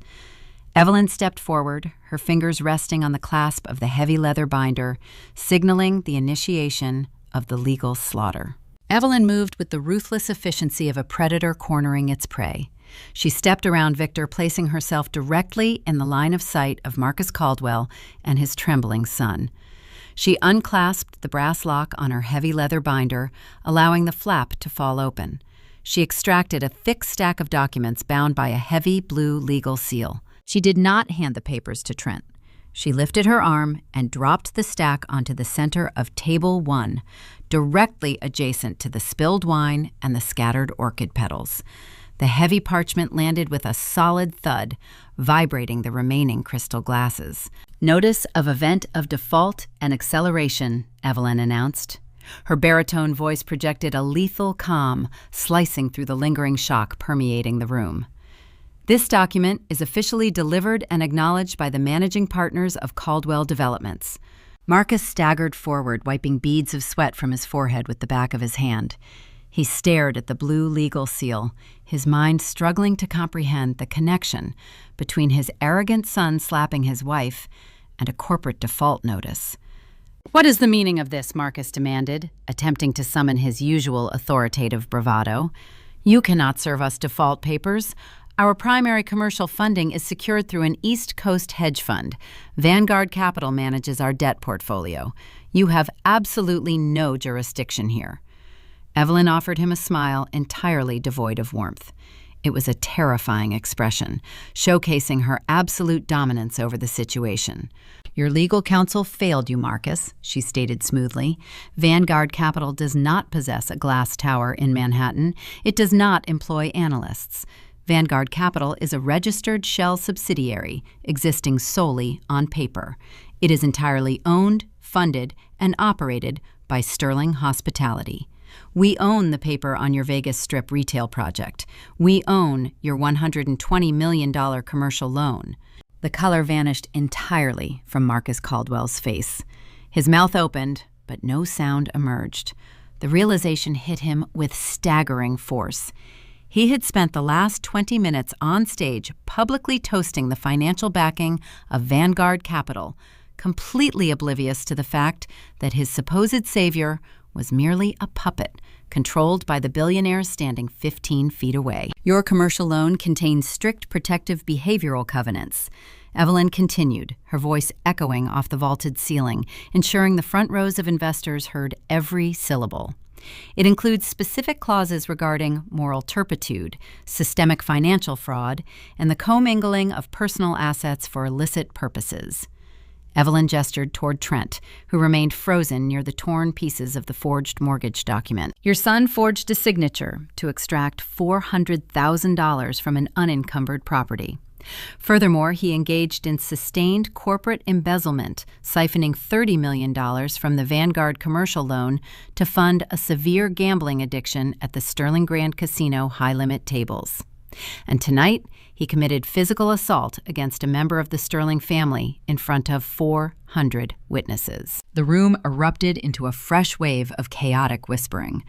The regional bankers pulled out their phones, frantically typing out emergency emails to their compliance departments. The zoning commissioners subtly edged closer to the exit doors, severing any physical proximity to the collapsing Caldwell brand. Due to these egregious violations, Evelyn declared, raising her voice to command the room once more. "Sterling Hospitality is officially executing the acceleration clause. The entirety of your $120 million commercial debt is now due in full." Trent found his voice, pushing past his father to confront Evelyn. His desperation fueled a pathetic attempt to salvage his shattered reality. "We have a 30-day cure period," Trent shouted, pointing a shaking finger at the blue-sealed documents. "I read the contract. You cannot just demand $120 million overnight. The law grants us 30 days to restructure the debt or secure alternative financing. You cannot simply seize the company." Evelyn looked at him with profound clinical pity. "You are technically correct, Trent. The civil contract grants you a 30-day window to cure the financial default. However, civil remedies are the least of your concerns right now." She retrieved a secondary folder from her leather binder, holding it up for the investors to see. For the past 90 days, my office has cooperated fully with a specialized task force at the Securities and Exchange Commission, she explained, her tone dripping with fatal finality. We provided them with the offshore routing numbers, the forged notary stamps, and the surveillance footage from the baccarat tables. You committed federal wire fraud, identity theft, and massive banking manipulation. Trent's pointing finger slowly dropped to his side. The fight drained entirely out of his posture. While you theoretically have 30 days to cure the civil debt, Evelyn stated, your ability to operate as a functional business ends tomorrow morning. The federal authorities are executing a hard freeze on all accounts affiliated with Caldwell Developments. Your operating capital, your personal trust funds, and your secondary credit lines are locked, pending federal indictments. You cannot secure alternative financing because no legitimate institution will underwrite a firm actively under federal investigation. You are financially asphyxiated. Marcus Caldwell clutched his chest, his breath coming in short, ragged gasps. His legs gave out. He collapsed backward, landing heavily in a vacant dining chair. He stared blankly at the ceiling, his sprawling empire reduced to a smoking crater of federal liabilities and accelerated debt. Sylvia Caldwell sat frozen beside him, her leased diamonds offering zero comfort as she contemplated a future devoid of luxury cars and charity galas. At the far end of the table, Lexi processed the unfolding catastrophe with ruthless, self-preserving clarity. The 25-year-old marketing director realized the luxury condo she occupied was tied to a federal felony. She understood that her association with Trent transformed her from an ambitious social climber into a potential co-conspirator in a federal fraud case. She did not offer Trent a sympathetic glance. She did not approach him to offer support. She reached down, gripping the handle of her designer evening bag, and stood up. Moving with practiced stealth, she skirted the edge of the dining tables, keeping her head lowered. She slipped quietly through a side exit door, blending into the shadows of the casino hallway, abandoning Trent entirely. Her meal ticket had transformed into a ticking federal time bomb, and she was escaping the blast radius. Victor turned toward me, offering his left arm. The heavy denim fabric of his shirt brushed against my hand. "Let us go home, Maribel," he said, his voice a low, comforting rumble. "The air in here has gone stale." I rested my hand in the crook of his elbow. I did not look back at Trent sweating near the torn documents or Marcus gasping for breath in his chair. The Caldwells were no longer my concern. They were a problem for the federal authorities to sort out. We walked slowly toward the grand double doors. The crowd parted respectfully, granting the Nevada Titan and his granddaughter a wide, unhindered path. The 400 elite investors did not watch us leave. They were too busy pulling out their smartphones, frantically placing calls to their brokers, instructing them to liquidate any shares tied to Caldwell Developments before the market opened on Monday morning. The financial slaughter had commenced, and the wolves were already descending upon the carcass. The brutal reality of the Vanguard Capital default hung over the weekend like a suffocating shroud. Trent and Marcus Caldwell barricaded themselves inside their respective luxury homes, ignoring frantic phone calls from panicked investors and furious zoning commissioners. They spent Sunday desperately consulting with defense attorneys, attempting to map out a survival strategy. They believed they still possessed a narrow window to execute damage control before the bureaucratic machinery of the federal government engaged. They underestimated the sheer velocity of Evelyn's preparation. At precisely 9 o'clock on Monday morning, the 90-day trap snapped fully shut. The glass facade of Caldwell Developments headquarters reflected the bright Nevada sun. Inside the sleek modern lobby, receptionists fielded a barrage of incoming calls from regional bankers attempting to call in their secondary credit lines. The atmosphere crackled with nervous kinetic energy. Trent stepped out of the executive elevator onto the top floor, adjusting the collar of his suit jacket. He carried a heavy leather briefcase, determined to project an aura of control to his remaining staff. He needed to access his private terminal immediately. He needed to scrub the remaining local hard drives and shred the physical ledgers connecting the fraudulent secondary mortgage to the offshore shell companies. He believed a thorough destruction of the local evidence might provide his defense team with sufficient reasonable doubt to combat the SEC task force. He pushed open the heavy oak doors to his corner suite.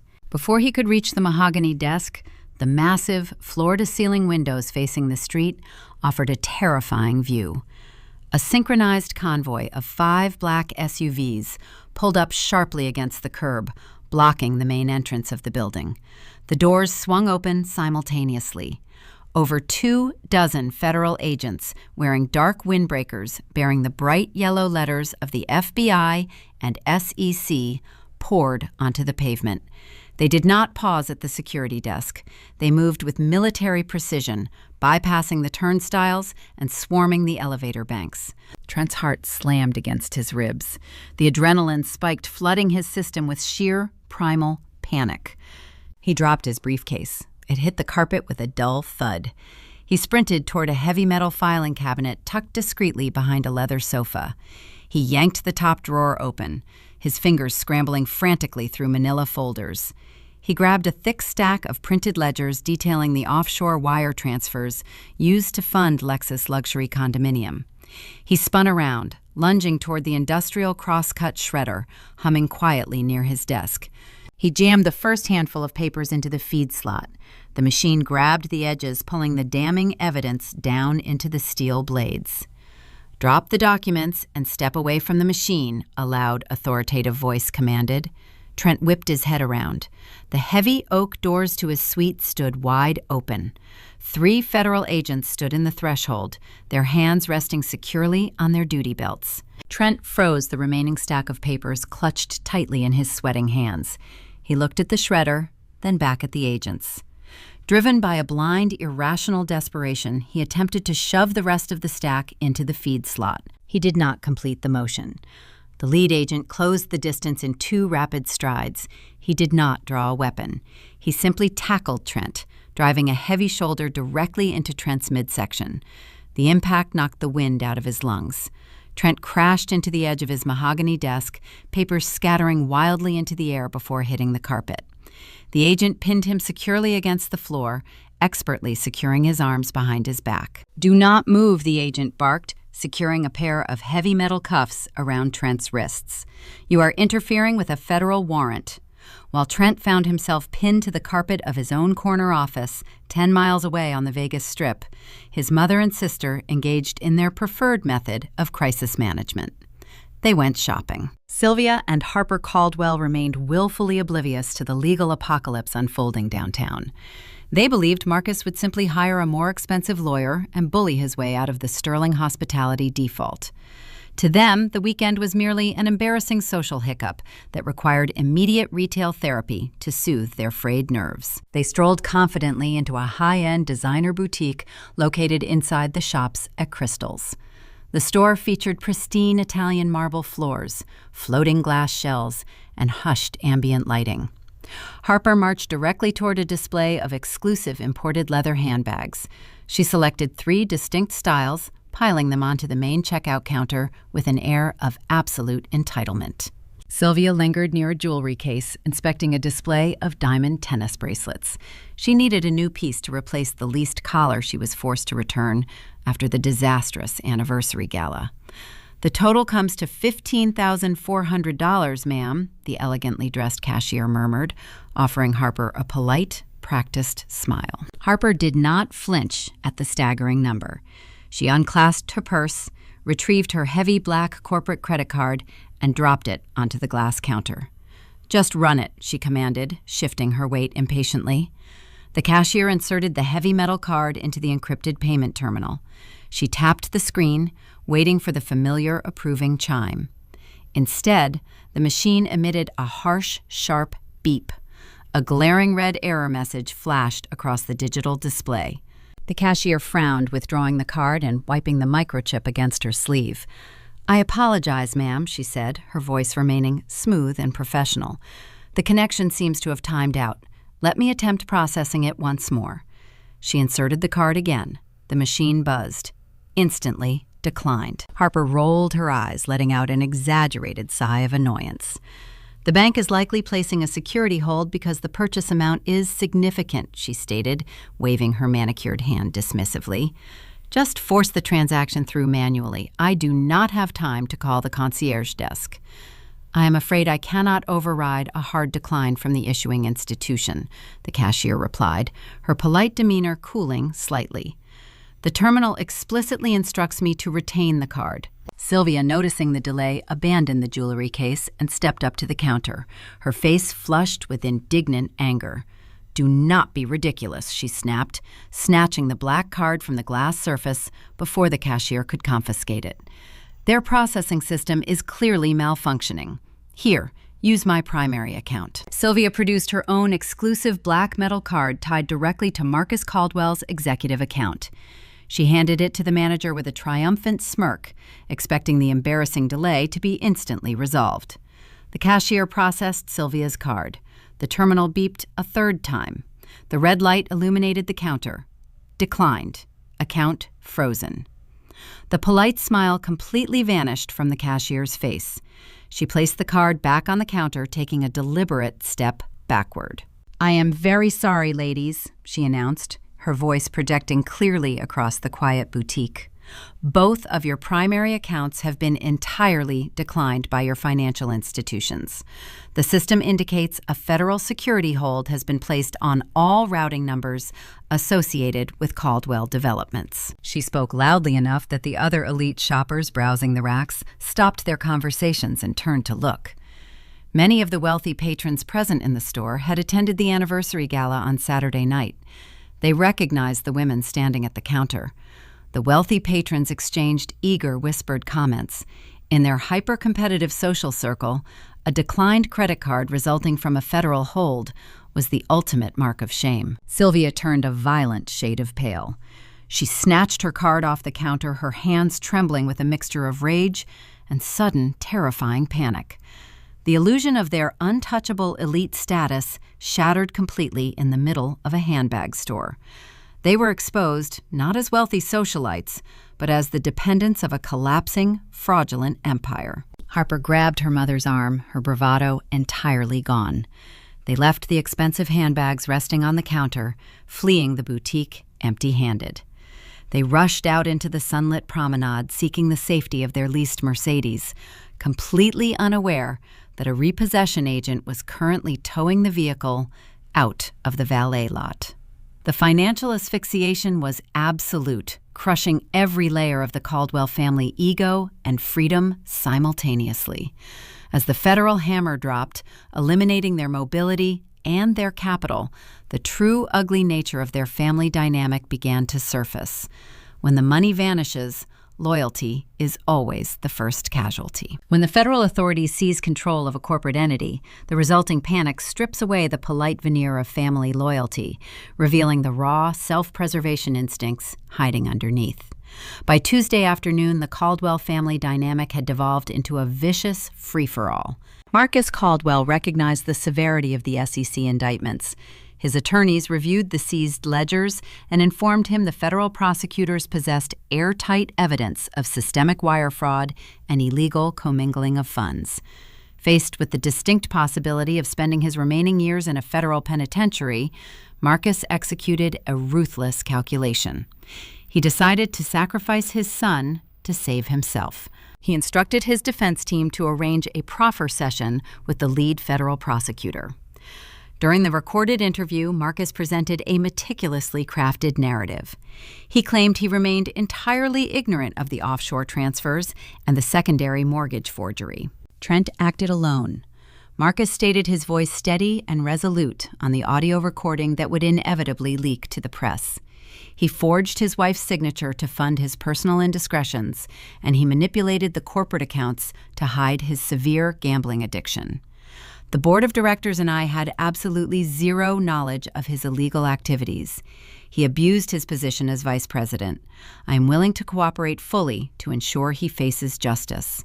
Marcus Caldwell threw his own flesh and blood directly into the path of the federal bulldozer, hoping the sacrifice would earn him a reduced sentence or a plea deal. Harper Caldwell, watching her social currency plummet faster than a tech stock during a market crash, launched her own desperate campaign for survival. Recognizing that her association with the Caldwell brand was now a massive social liability, she utilized her primary weapon, her smartphone. She uploaded a 10-minute tearful video to her social media platforms. Sitting on the floor of her childhood bedroom, wearing minimal makeup to project vulnerability, Harper delivered a masterful performance of victimhood.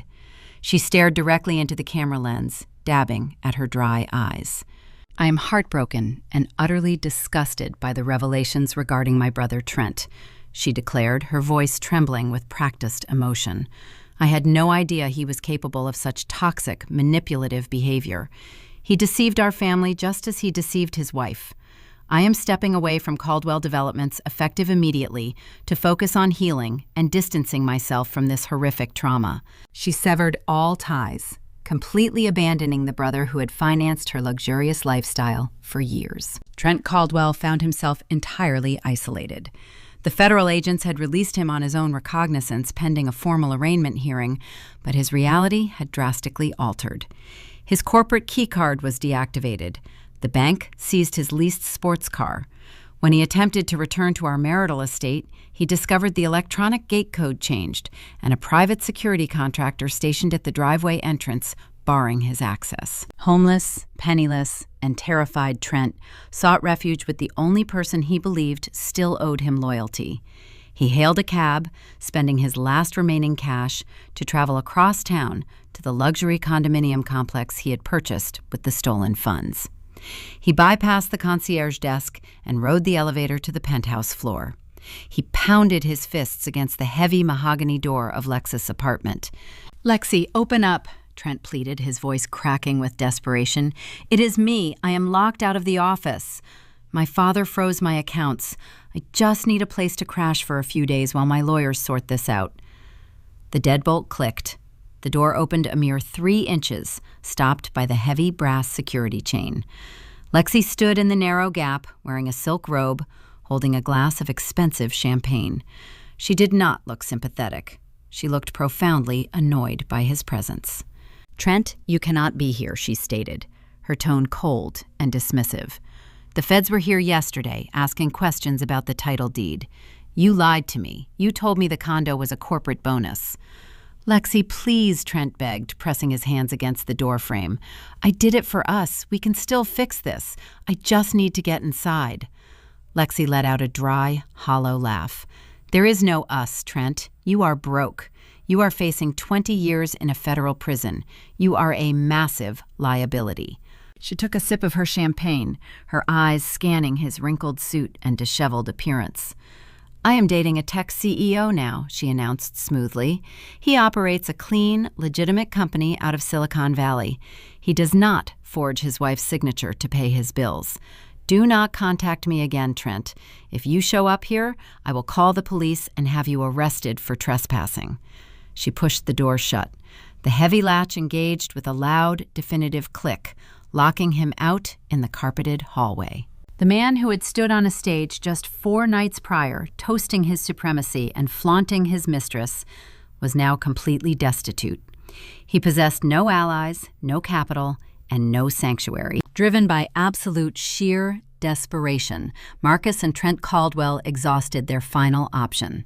They directed their attorneys to formally request an emergency settlement meeting with Sterling Hospitality.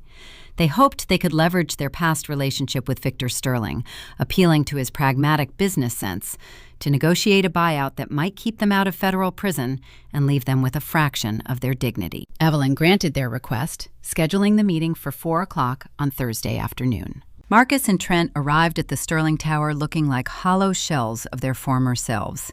Their suits hung loosely on their frames. They rode the private executive elevator in silence, ascending to the penthouse boardroom. They prepared themselves to face the gruff, denim-clad billionaire. They planned to grovel, to beg Victor for a restructuring plan that would forgive the $120 million Vanguard debt in exchange for a quiet transfer of assets. The heavy mahogany doors to the boardroom swung open.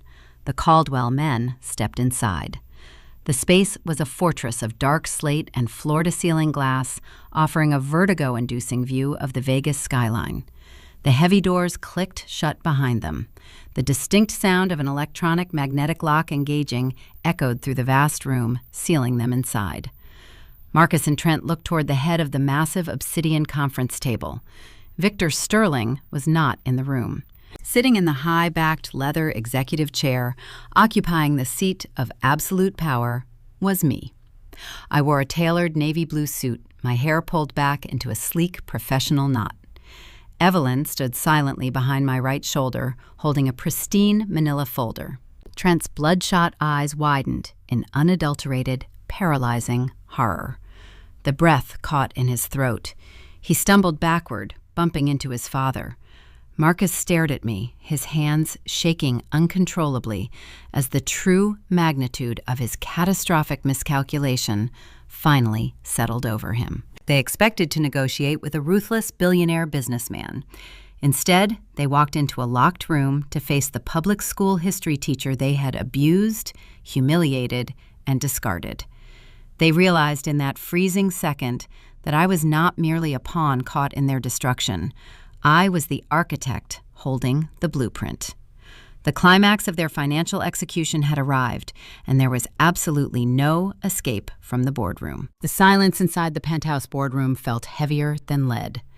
The ambient noise of the Las Vegas Strip remained sealed behind the thick, insulated glass. Marcus and Trent stood near the heavy mahogany doors, paralyzed by the reality shifting beneath their feet. They did not expect to negotiate their survival with the woman they spent 3 years diminishing. I sat perfectly still, allowing the tension to stretch and fray their already fragile nerves. I rested my hands flat against the cool, polished surface of the obsidian table.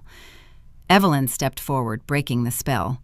She handed me a crisp, pristine manila envelope. I opened the flap, extracting a thick stack of legal documents printed on premium bonded paper. I placed my fingertips against the edge of the stack and pushed.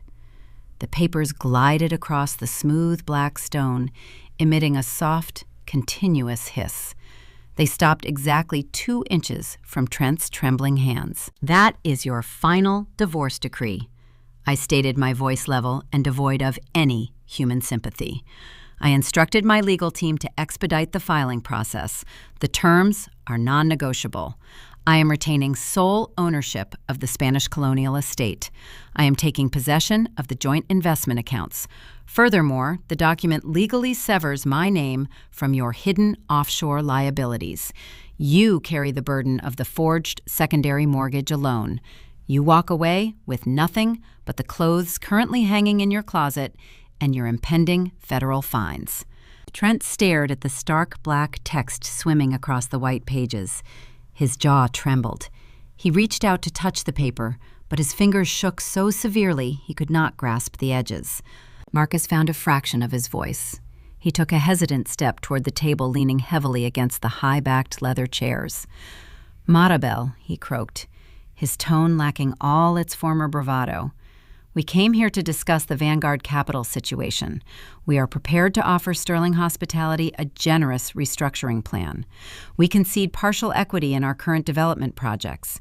We can make Victor a silent majority partner. Just give us a chance to cure the default before the government dismantles the entire operation." I shifted my gaze to the older man.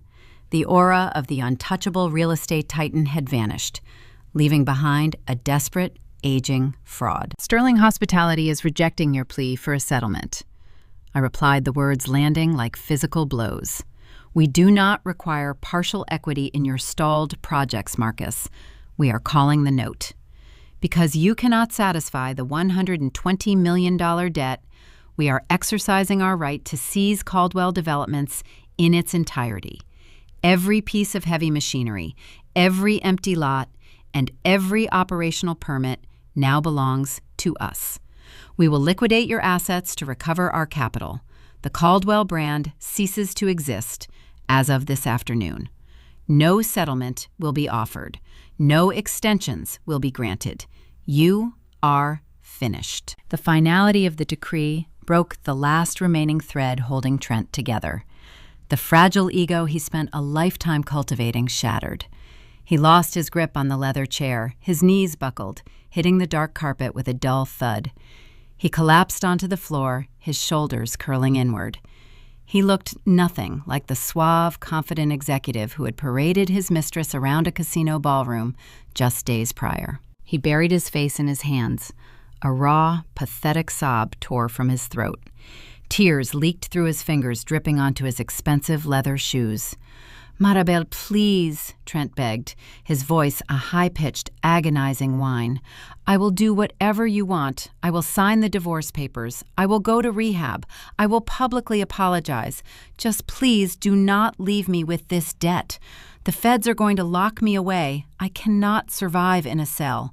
Please show some mercy." He crawled forward a few inches, his suit jacket wrinkling against the floorboards. He clasped his hands together in a desperate, pleading gesture, looking up at me with wet, bloodshot eyes. I looked down at the man I once thought I loved. I searched my chest for a flicker of regret or a twinge of sorrow. I found only an empty, sterile void. I leaned back in the executive chair. "You cornered me in a sterile service hallway. Trent," I reminded him, keeping my volume low. "You bruised my arm and threatened to bankrupt me in court. You stood inches from my face and issued a very specific instruction. You told me to keep my mouth shut, take the buyout, and smile." Trent squeezed his eyes shut, a fresh wave of tears spilling over his cheeks. He let out a strangled whimper. "I suggest you follow your own advice," I whispered. "Keep your mouth shut and smile when the FBI places the handcuffs on your wrists." I stood up, pushing the heavy chair back. The scrape of the legs against the floor signaled the end of the negotiation. I turned my back on the sobbing man and the hyperventilating father. I walked toward the private elevator, accompanied by Evelyn.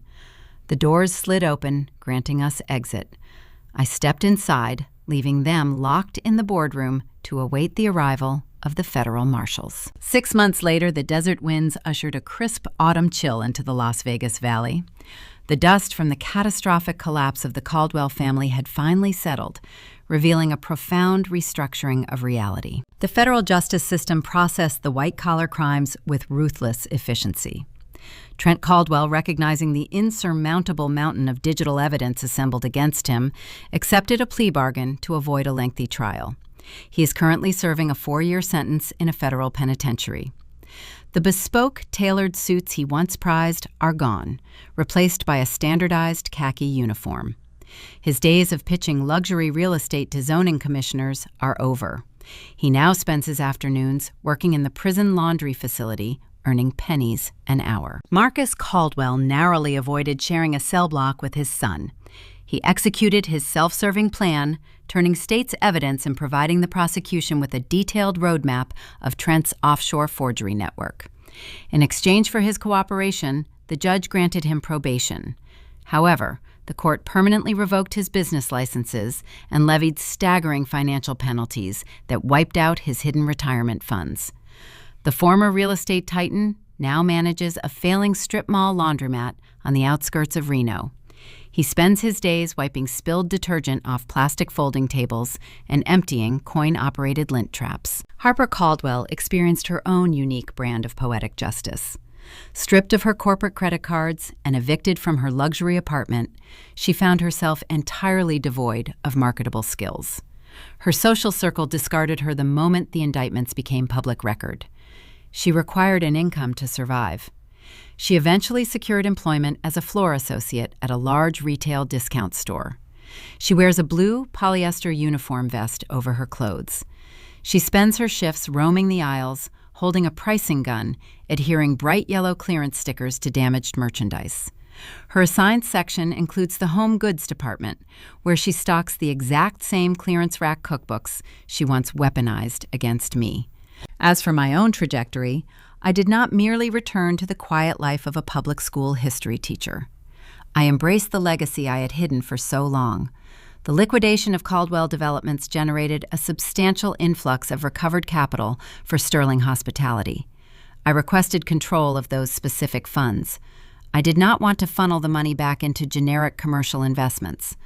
I wanted to transform the site of my greatest humiliation into a fortress of empowerment. We dispatched a fleet of diesel-powered excavators and wrecking balls to the former headquarters of Caldwell Developments.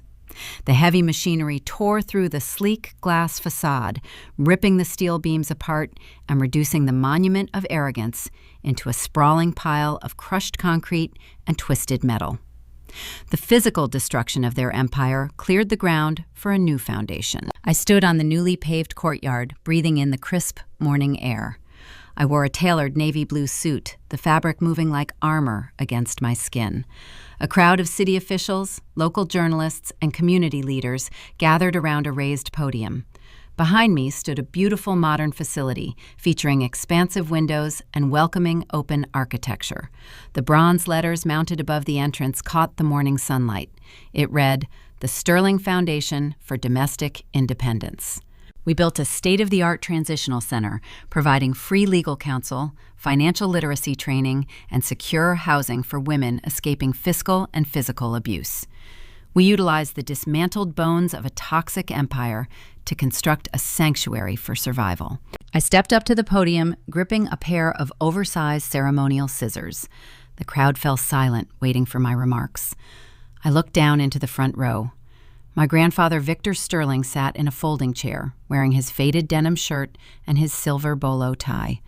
A proud, genuine smile creased his weathered face. He nodded once, signaling his unwavering approval. I turned back to the audience, the cool metal of the scissors resting heavy in my hands. The journey of the past year crystallized into a single, profound truth. When we encounter individuals who demand we shrink ourselves to accommodate their fragile egos, the instinct is often to comply, to keep the peace. We endure the quiet insults. We accept the poorly wrapped gifts meant to demean us. We allow toxic people to dictate our worth because we believe our silence will earn their respect. But silence does not buy respect. It only buys the oppressor more time to build their traps. True power does not require screaming in a crowded ballroom. True power is patient. It gathers the evidence. It studies the ledgers. It waits for the precise moment to strike. I raised the scissors, opening the polished blades around the wide red ribbon stretched across the entry doors. Never shrink yourself to comfort a narcissist. I projected my voice, echoing across the courtyard. Stand tall, hold your ground, and let them reap the harvest of the seeds they so carelessly sowed. I clamped the scissors shut. The ribbon separated, falling gracefully to the pavement. The crowd erupted into thunderous applause. I lowered my hands, feeling the warmth of the desert sun on my face. The past was officially buried under the concrete, and the future belonged entirely to me. When the dust settles over the ruins of a collapsed dynasty, we often look at the final explosive moment and wonder how it all went so wrong. But the truth of the Caldwell family downfall did not begin with a forged signature or a public slap in a casino ballroom. It began decades earlier in the quiet, unseen moments of childhood. It began in the living rooms, the dining tables, and the everyday choices that shape a human being. The story of Maribel and Trent is not just a tale of financial ruin. It is a profound study in the divergent paths of American parenting. Marcus and Sylvia Caldwell constructed their family on a bedrock of illusion. They valued the appearance of success over the substance of character. In many modern affluent circles, the pressure to project a flawless image often eclipses the hard work of actual emotional guidance. Marcus taught his son that a custom suit and a leased European car were the primary indicators of a man's worth. Sylvia taught her daughter that social status shielded you from accountability. They raised children who knew how to order expensive champagne, but lacked the basic emotional awareness required to navigate genuine human connection.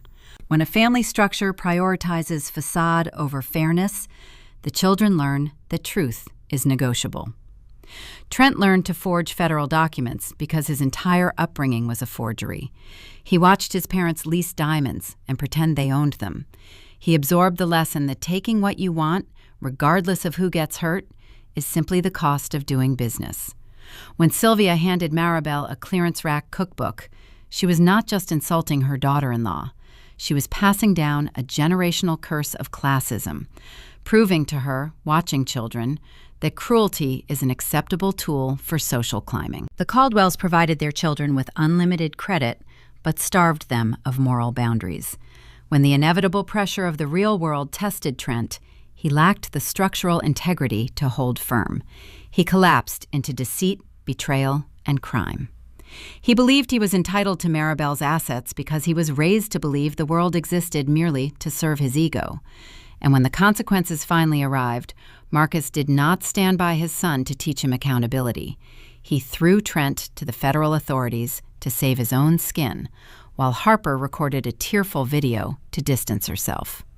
The Caldwell family did not possess loyalty because loyalty requires a foundation of honesty, a trait they had abandoned long ago. Contrast this with the quiet, unshakable philosophy of Victor Sterling. Victor built a billion-dollar empire out of Nevada dust, yet he drove a 2004 Chevy truck. He understood a fundamental truth about raising a child in a culture obsessed with wealth and status. Money amplifies the character traits you already possess. If you hand an unguided child a fortune, you create a monster. If you teach them emotional restraint and fairness, you forge a titan. Victor made the difficult, deliberate choice to scrub Maribel's name from public records. This was not merely a security measure to ward off opportunists. It was a profound parenting strategy. He gifted his granddaughter the rare opportunity to discover her own identity without the distorting lens of generational wealth.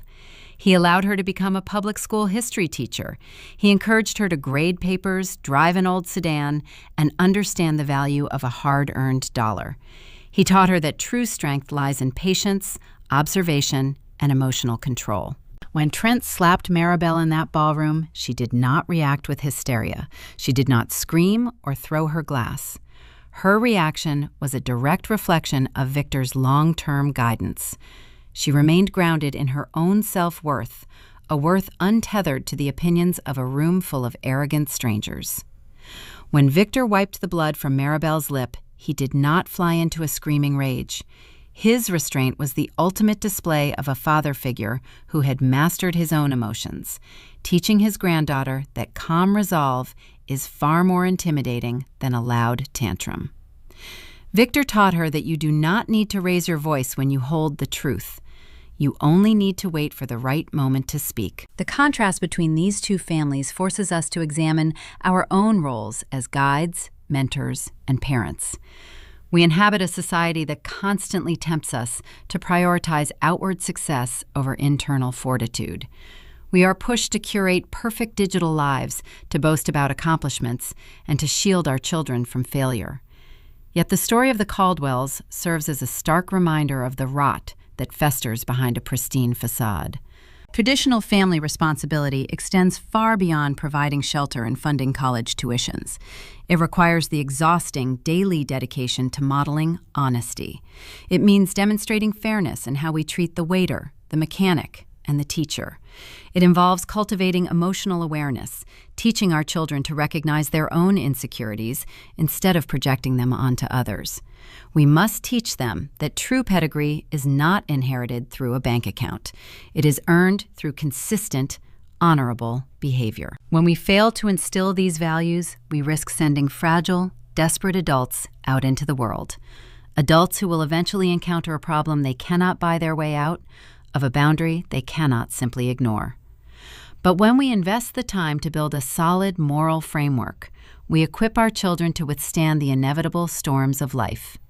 We give them the tools to discern the difference between a partner who loves them for their substance and a predator who only sees their utility. Stories like this resonate because they touch the silent fears and quiet hopes we harbor for our own families. We recognize the Caldwells and the arrogant colleagues we navigate daily, and we aspire to the grounded strength of the Sterlings. If you find value in these reflections, if you believe in narratives that champion justice, patience, and the triumph of character over cruelty, I encourage you to hit the subscribe button. Follow Pan of Vengeance for more stories that peel back the layers of human nature and expose the truth hiding beneath the surface. Every day, through the seemingly insignificant interactions we share with the next generation, we are laying bricks. We are either building a fragile monument to our own egos or we are constructing a sanctuary capable of weathering any storm. The choices are rarely grand or cinematic. They happen in the quiet moments. They happen in the car rides, the dinner table conversations, and the way we apologize when we are wrong. Look closely at the foundation you are standing on today. Consider the lessons you are absorbing and the ones you are passing on. The structures we build within our families will outlast our bank accounts, our job titles, and our fleeting social triumphs. They will echo through the decades, manifesting in the lives of those we leave behind.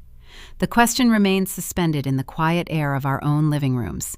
When the inevitable pressure of the world finally tests the walls of your legacy, what will remain standing in the dust?